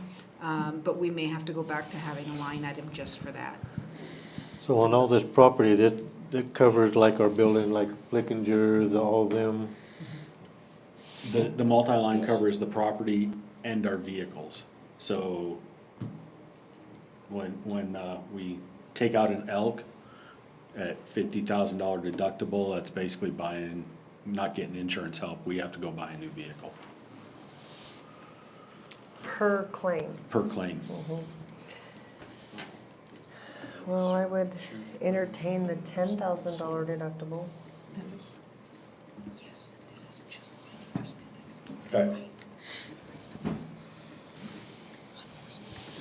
Now, again, on the property, I think the county's program, just to give you an overarching view of what's been going on in the marketplace, the county's program has been pretty insulated from the property rates. Outside the program, it's pretty large increases, but big hits on the property. So I anticipate that this will be a one-time adjustment. And moving forward, we're not gonna see these larger property increases, even though, a lot of some of the properties in wildfire areas and things of that nature. But what it looks like to me, just from my resorts and my other municipalities, is that the counties and their property piece has finally, the losses over the last 10 years have been atrocious, just not within the program, outside of the program, and their group policy was able to insulate them from that, but given the way the property market has been going over the last 6 years, that's why you're seeing that increase, and I don't think it will be continuous. We won't see these level up increases on the property, but that is why you're seeing that this year. Well, I also feel, so you're gonna save $40,000 there, 43,000.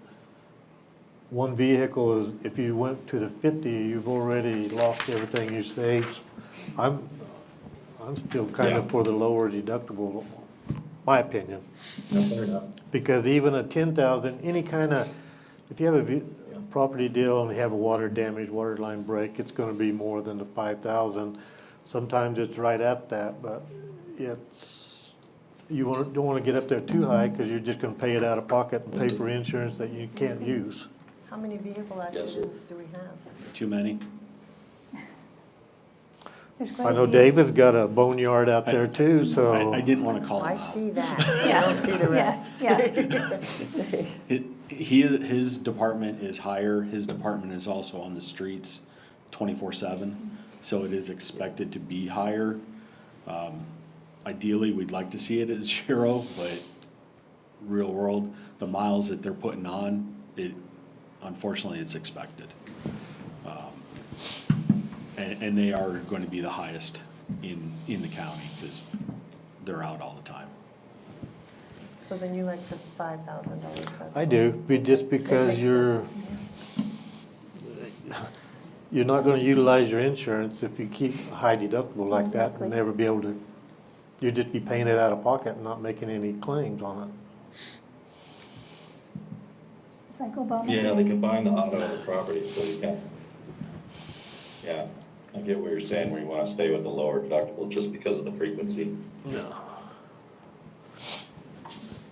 Okay, I think I'd stay with the 50. so on the property, then stay with the 773 with the $5,000 deductible? And then with the law enforcement, the 534 with a $100,000 deductible? That's, I don't think we want to go that high.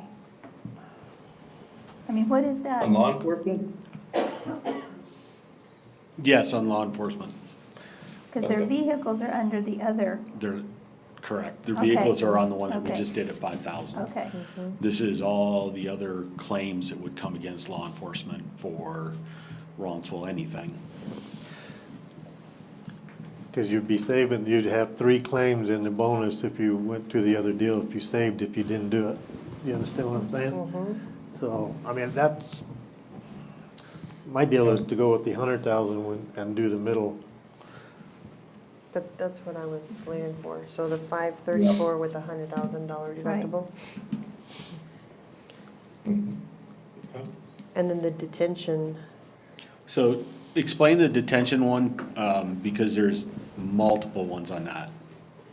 Okay, yeah, the detention will not fall under the multi-line, so it does not fall under that multi-line cover with the aggregate numbers, the 5 million and the 10 million, and we feel it's a little bit too low, and we'd like to increase it to 2 million, 4 million at least. Those are the options they gave us, and they anticipate that they'll be able to give us more flexibility with higher options later.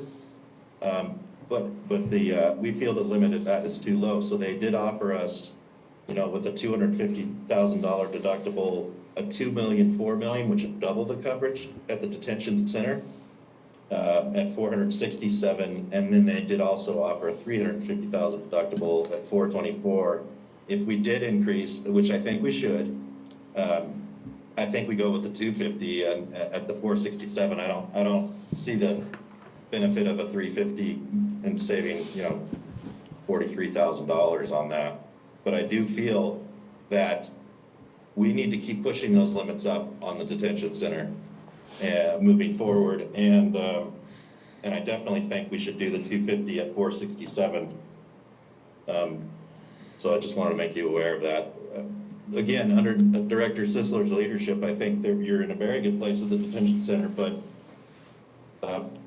that limit is just, I'm not comfortable with that low limit. I'd like to increase that limit.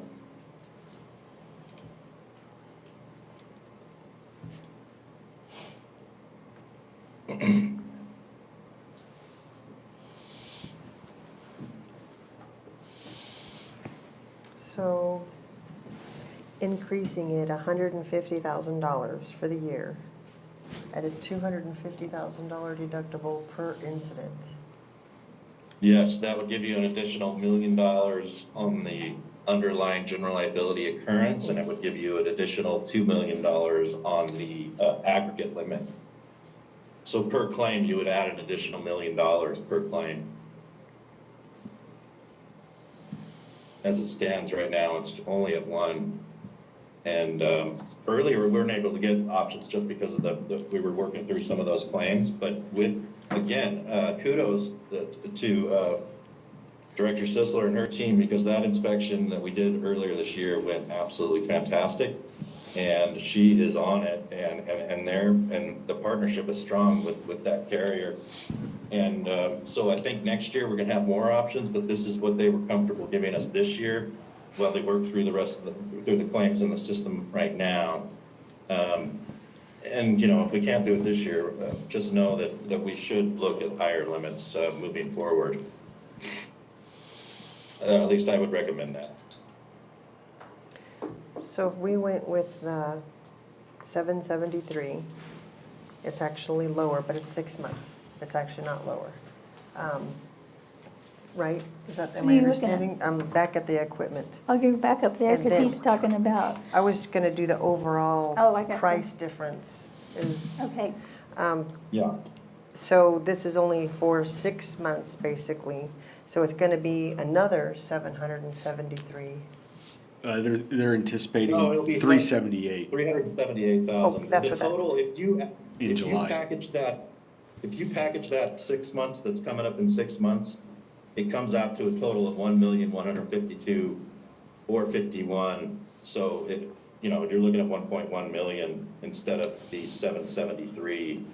So realistically, that's the actual number you really should be looking at, because they split it.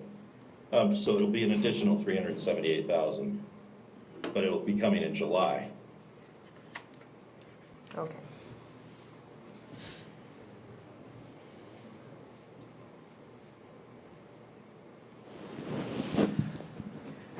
So So I you're going with agree. this plan, with the 5,000? That's what, Yeah, that's what we're looking at. Yep, okay. this one, and then for the sheriff's office, the 534 with 100,000. Right, we agree with that one? Yes. Oh, yeah, yeah. And then with the detention, the 467 with 250? I mean, I think so, that's a lot, but I think we need to go up on that coverage. I think so, Because too. I don't think we have enough. Yep. Are B, with the amount of claims that we have on that, is that a smart way to go on that one? Out at the detention center, Yes. how are you proposing doing it right now? Increasing from $1 million coverage to 2 million and 4 million. $250,000 deductible. I know that's the same, The deductible that's the is same the same. deductible we have right now.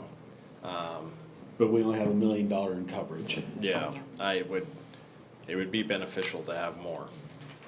Because I know Yes, we're sir. having to, yeah. My question is like, if it is increased, then the claims are just going to go for the higher amount. Well, it's up to the insurance company to fight it instead Yeah. of settle with it. Yeah, but Maybe. as long as our Maybe. deductible's not changing, then it puts us in a stronger position to not be in a situation where they are demanding more than what we can offer through the claim, or through the insurance. Because we don't have much wiggle room outside of that. So, yeah, that would be good. Okay, so the 467 with the 250? Mhm. And then Got the, it. okay, that's, I don't want to make a motion on that one. It's an expensive one. It is. And that's why I brought it to you this year instead, because it's all over the place. We need to change the state laws is what we need to work on too. Absolutely. But that's not gonna happen today.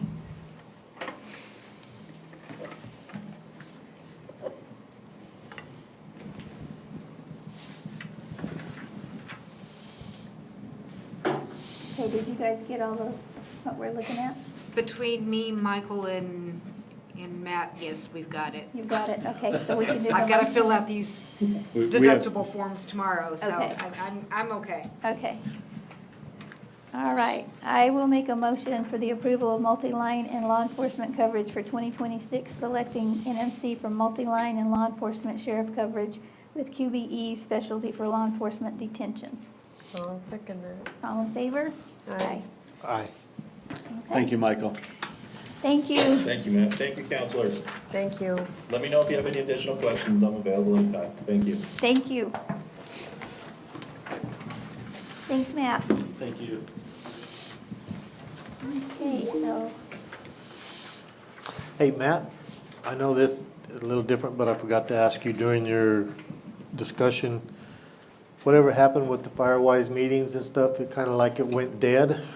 I haven't heard anything since we went to Cloudcroft, and then they kind of postponed that one meeting. Yeah, let me get with Laura and see if they're having those again. March, Should be. March, April will be here real Yeah. quick. No, we should be having them, and we're also in the middle of doing our community wildfire protection plan upgrade. I just got off a Teams meeting with them in my break coming in here. They're moving on track. They've got a February 4th, they're looking at coming down to do an in-person meeting with the tribe, the community, and then the community partners of the wildfire protection. So that's kind of the soft date. As it gets a little bit closer, we'll get a firm date and what their itinerary is. So, but yeah, I'll reach out to Laura and ask her when we're going to have another one. Okay. Of the community meetings. I don't want to let it just die and fall between the cracks. We kind of had a thing going there, and all of a sudden it just went stop, so. All right. You ready for me? I'm ready for you. All right. Been going down again to my local chaparral meetings. Went down last night. All 5 of us were there. It's a very big disappointment, but we did have hot cocoa and cake. So. Well, there you go. But I went to the Thrive Breakfast on their yearly meeting they had the other day. It was pretty interesting. The Soil and Water Annual Meeting with a lot of discussion on the dams. They had their luncheon, which was really good and very interesting from the, who's that lady from, USDA? No, who is she from, the one that did the talk on the dams, on give the prices? Yeah, USDA. I think I think she is USDA. Yes, went down to the downtown ribbon cutting and their meeting, their awards meeting they had. It was pretty interesting. A lot of people showed up. I was surprised at how many stores were open during that time. It was pretty nice. Everybody seemed happy. Went on the big FEMA tour with Tom and them. It was a 10-hour road trip for 3 locations and a lunch break. So it was. And the tire change. And a tire change, yeah. 60 miles an hour on the 506 road, sometimes blow a tire out. Did they use that silly roadside service that they partnered with? Yeah. They suck. Heck, they had impact wrenches, floor jacks. Not Tom's first flat tire out there, I'm sure. Yeah. So. Tom is way better than that in service. Yeah, he had that changed in like 5 minutes. So it was, yeah, that was an interesting day. I hope the other days are kind of a little slower pace. But and then the grazing board meeting, that was the other day. And then the gentleman, I forgot his name, Michael Perry? Yeah, for the State Game Commission. Land Commission. Land Commission. Yeah. He seemed pretty interesting. Went to a fundraiser in Ruidoso the other night for the people up there. Boots and Jeans was kind of putting it on. There were several of the other board commissioners up there. It was a good turnout. They had raised a pretty good chunk of change. Yesterday, the Gateway to Freedom was a very impressive deal. It just, everybody that went or that didn't went, that realized how much the locals of Alamogordo come together to put that together. It was awesome. And I didn't realize there was a stage 2 on it, and so hopefully everybody will keep going with it and help with it. Went last night to the prison and met with MTC to pick up, I thought was going to be a box or 2 of blankets, and they had 6 big boxes of blankets for me to bring back. The extension office and the fair board does the blanket drive. So anyway, we opened up some of them blankets, and those people are pretty talented down there. Those. Yeah. Yes, they are. I wanted to keep one, but my wife wouldn't let me. They're very nice, so very talented people. But anyway, that's about it. Thank you. Okay. I went to a fundraiser at Ugly Pies in Tularosa to fundraise for the local counseling centers, Kimmy's, the mental ill support, homeless support. I went to Patsy Parsons' funeral, near and dear to Tularosa. Patsy was, a huge loss for that community. She's a woman of faith, and we are going to miss her. I went to the book signing for Congressman Steve Pierce. I had jury duty. I went to the Soil and Water meeting. I went to a legacy dinner in Albuquerque, which is pro-family, pro-life, pro-state of New Mexico. Absolutely amazing dinner. It was just amazing. Let's see. We went to had the commission meeting on Friday for the resolution for the F4 to support them. Went to the ribbon cutting for the F4, and twice. The placement of the pole, watched them to erect the plane. I don't know what else I did here. I do have questions about a broadband update. What is the status? I'm going to give you one. Okay, good. And then the railroad grant that I asked for. I asked Tom to give you a call about that. Have you heard from him yet? I have not, because I actually followed up and contacted the railroad, and we don't have to have their permission to apply for a grant. We have to have their permission to do the work. Yes, we're aware of that. Oh, okay, so I hope we applied for it. I will have to check with Tom. Tom was hesitant, and I said, Amy wants this, contact Amy and let her know if you have hesitation. Okay. So I think I even sent him an email asking that, so I'll reach out to him today. Have him call you today. I think it's the same concept that we use when we do our ICIP requests. We ask for small amounts. This is the same thing. The $20 million DOD grant might be forever out of reach, but we can definitely fix that crossing. So I want that done. And I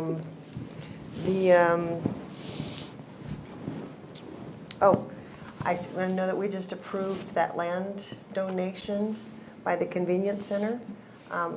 We want to make sure whenever we get as far to put up that gate to keep people from dumping in there, that we erect that gate so that there's still an ability to have turning trucks in there and all that, so we could work with whoever's going to be using that arroyo for material, make sure that we still allow them access.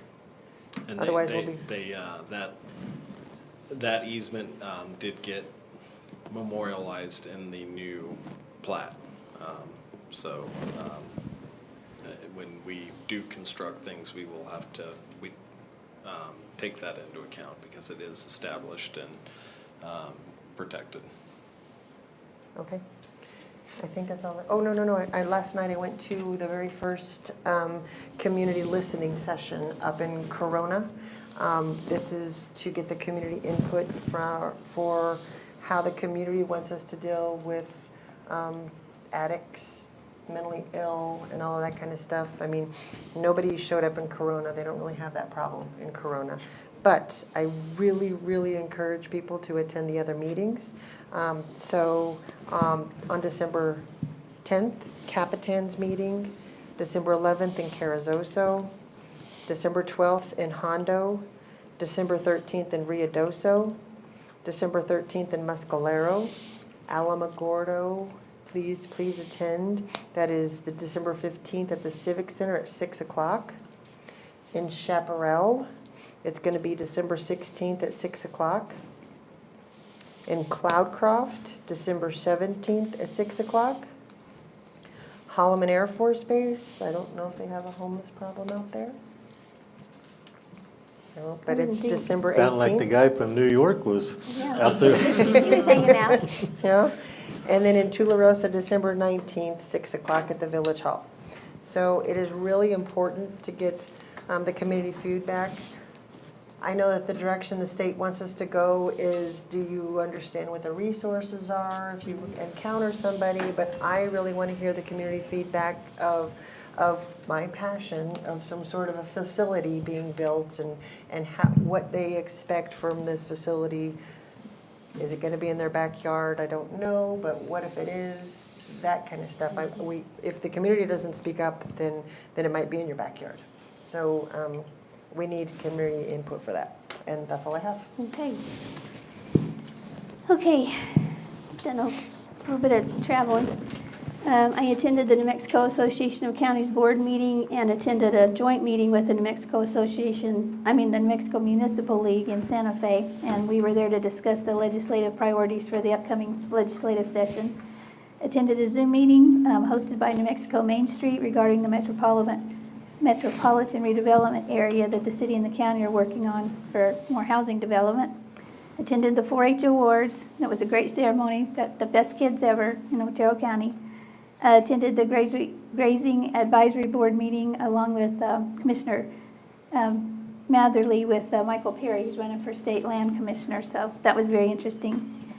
Spent most of the day witnessing the F-4 Phantom II being mounted at the Gateway Freedom Monument when they were putting it up on the stick, they call it. Submitted comments to the Federal Register for proposed changes to the Endangered Species Act. Attended a Zoom meeting with Margaret Byfield and Commissioner Perry from Chavez County regarding the information that she obtained while in Washington regarding grazing rights, which I'll learn about that more when I'm in Albuquerque this week. Attended the Soil and Water Conservation Board meeting and Christmas luncheon. It was very informative. The food was delicious, and Marianne and George Schweers of Eagle Ranch Pistachios were given the Land Stewardship Award, which was very well deserved.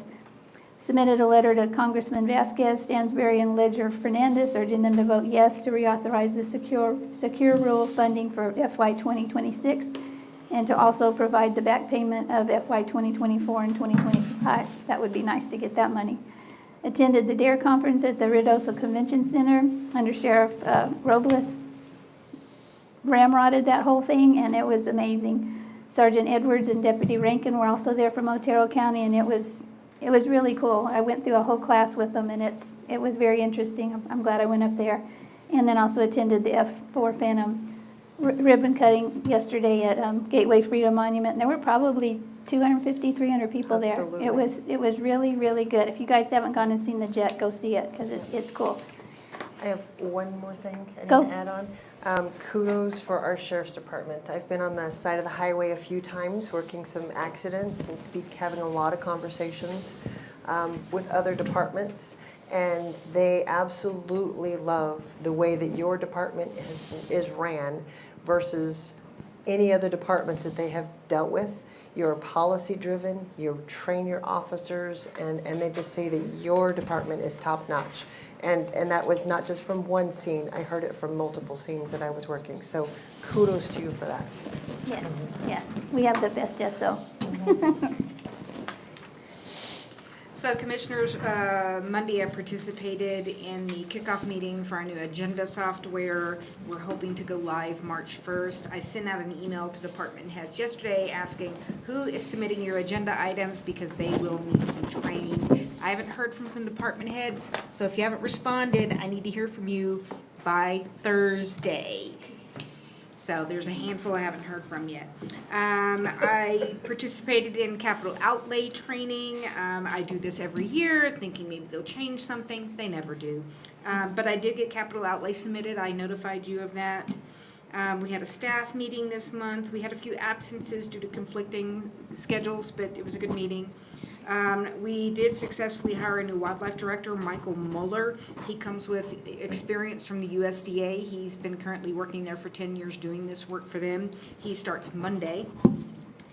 I contacted DFA this morning asking where are our grants. I haven't heard from them yet. I've been checking my email, so I'm hoping we hear soon. Broadband, yes, we've been having 1-2 meetings a month. We looked into the public Wi-Fi, so we're looking at certain facilities, including Weed, which you had requested. We're still working on that. We're looking at the neighborhoods in La Bresita Canyon for better connection out there. So we're kind of focusing on how to help these internet providers get the funding. How can we help them, guide them, advise them? Our broadband consultants are there to do whatever they need to do. They're hard workers. They've also been working with Matt Clark on some communications issues. That falls within this realm. If there's some grants out there we can apply for. So they've been working with Matt on that. And with the dispatch. Yes, they've contacted. I know that one of them said they were going to reach out to Sheriff Black if there's any communication related issues that they can help with out there. So yeah. And the jail. Yeah, no, they're aware there's issues out there. So I think that's all I have. Thank you. You're welcome. Good morning, Commissioners. I also attended the Soil and Water Annual Meeting, and be working with them as they decide which option they're going to choose. And and then also on other parts of the warning system. We have what's in place now. What we need to add, or we need multiple layers of warning in case one fails, someone else, another one, like such as sirens.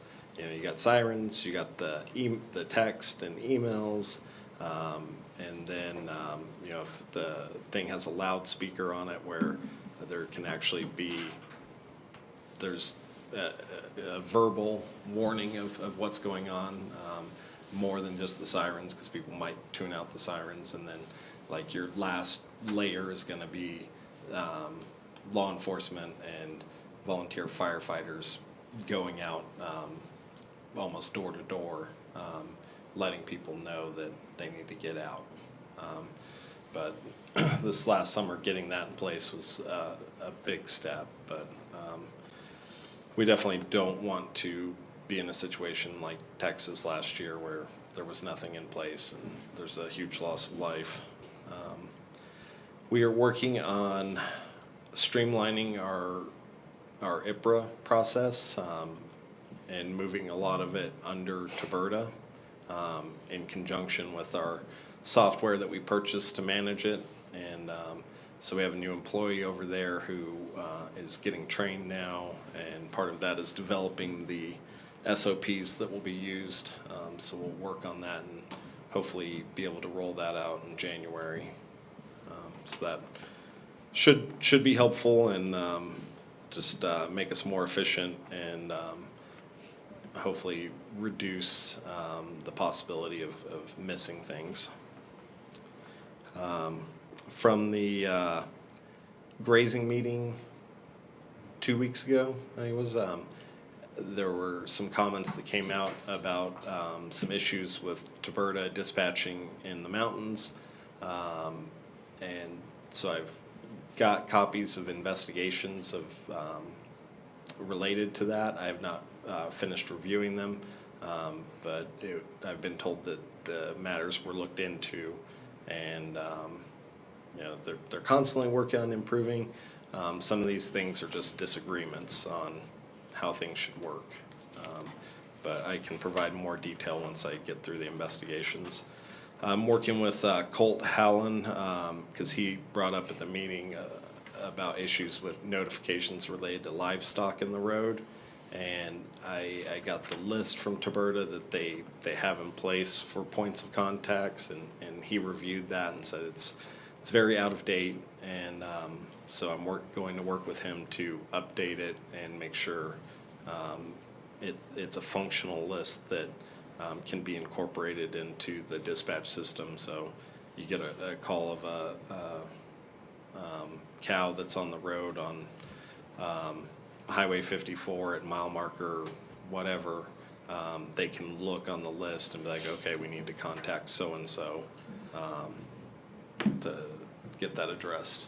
For me, that should be a automatic update every year, because when you take your grazing leases, if a grazing lease changes, you know, then it's a different person on that.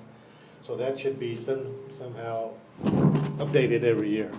Yeah, I agree, and maybe we need to put something in for adding yourself or making changes to the list on one of our websites. Like, someone moves here and they have livestock and they want to make sure they're on the list, make that available to them. Right. So I went to the Steve Pierce book signing.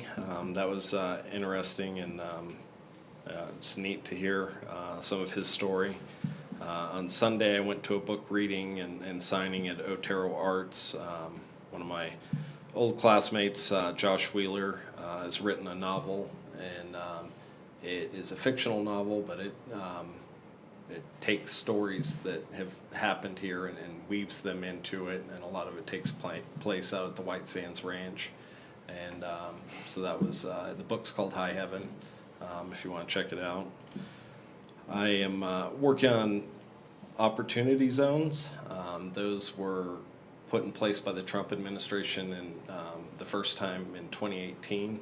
And they're zones where federal funding and investment can go, and it gives tax breaks and stuff to incentivize development and investment. And when the first round was issued, none went to Otero County. And they're put in place by the governor, or selected. So I have a point of contact at her office now, that is, I can get the criteria from them, and a new round is going to be issued next summer. And so I want to at least try to get something in Otero County, and to hopefully help with the economy and investment and development, all that stuff. That's great. So I'll keep you posted on that. And ask about the highway repair in Otero County. They haven't got anything in almost in my career here. Yeah. I don't know, she just doesn't like Otero County. Just as long as it's not in front of my place. I'm good. Okay, anybody have anything else? Okay, well, I want to wish everybody a Merry Christmas. Merry Christmas. Hope you get to spend it with your families, and we are adjourned. Thank you. Amy Thompson will call you. I texted him while we were sitting here. Okay, thank you.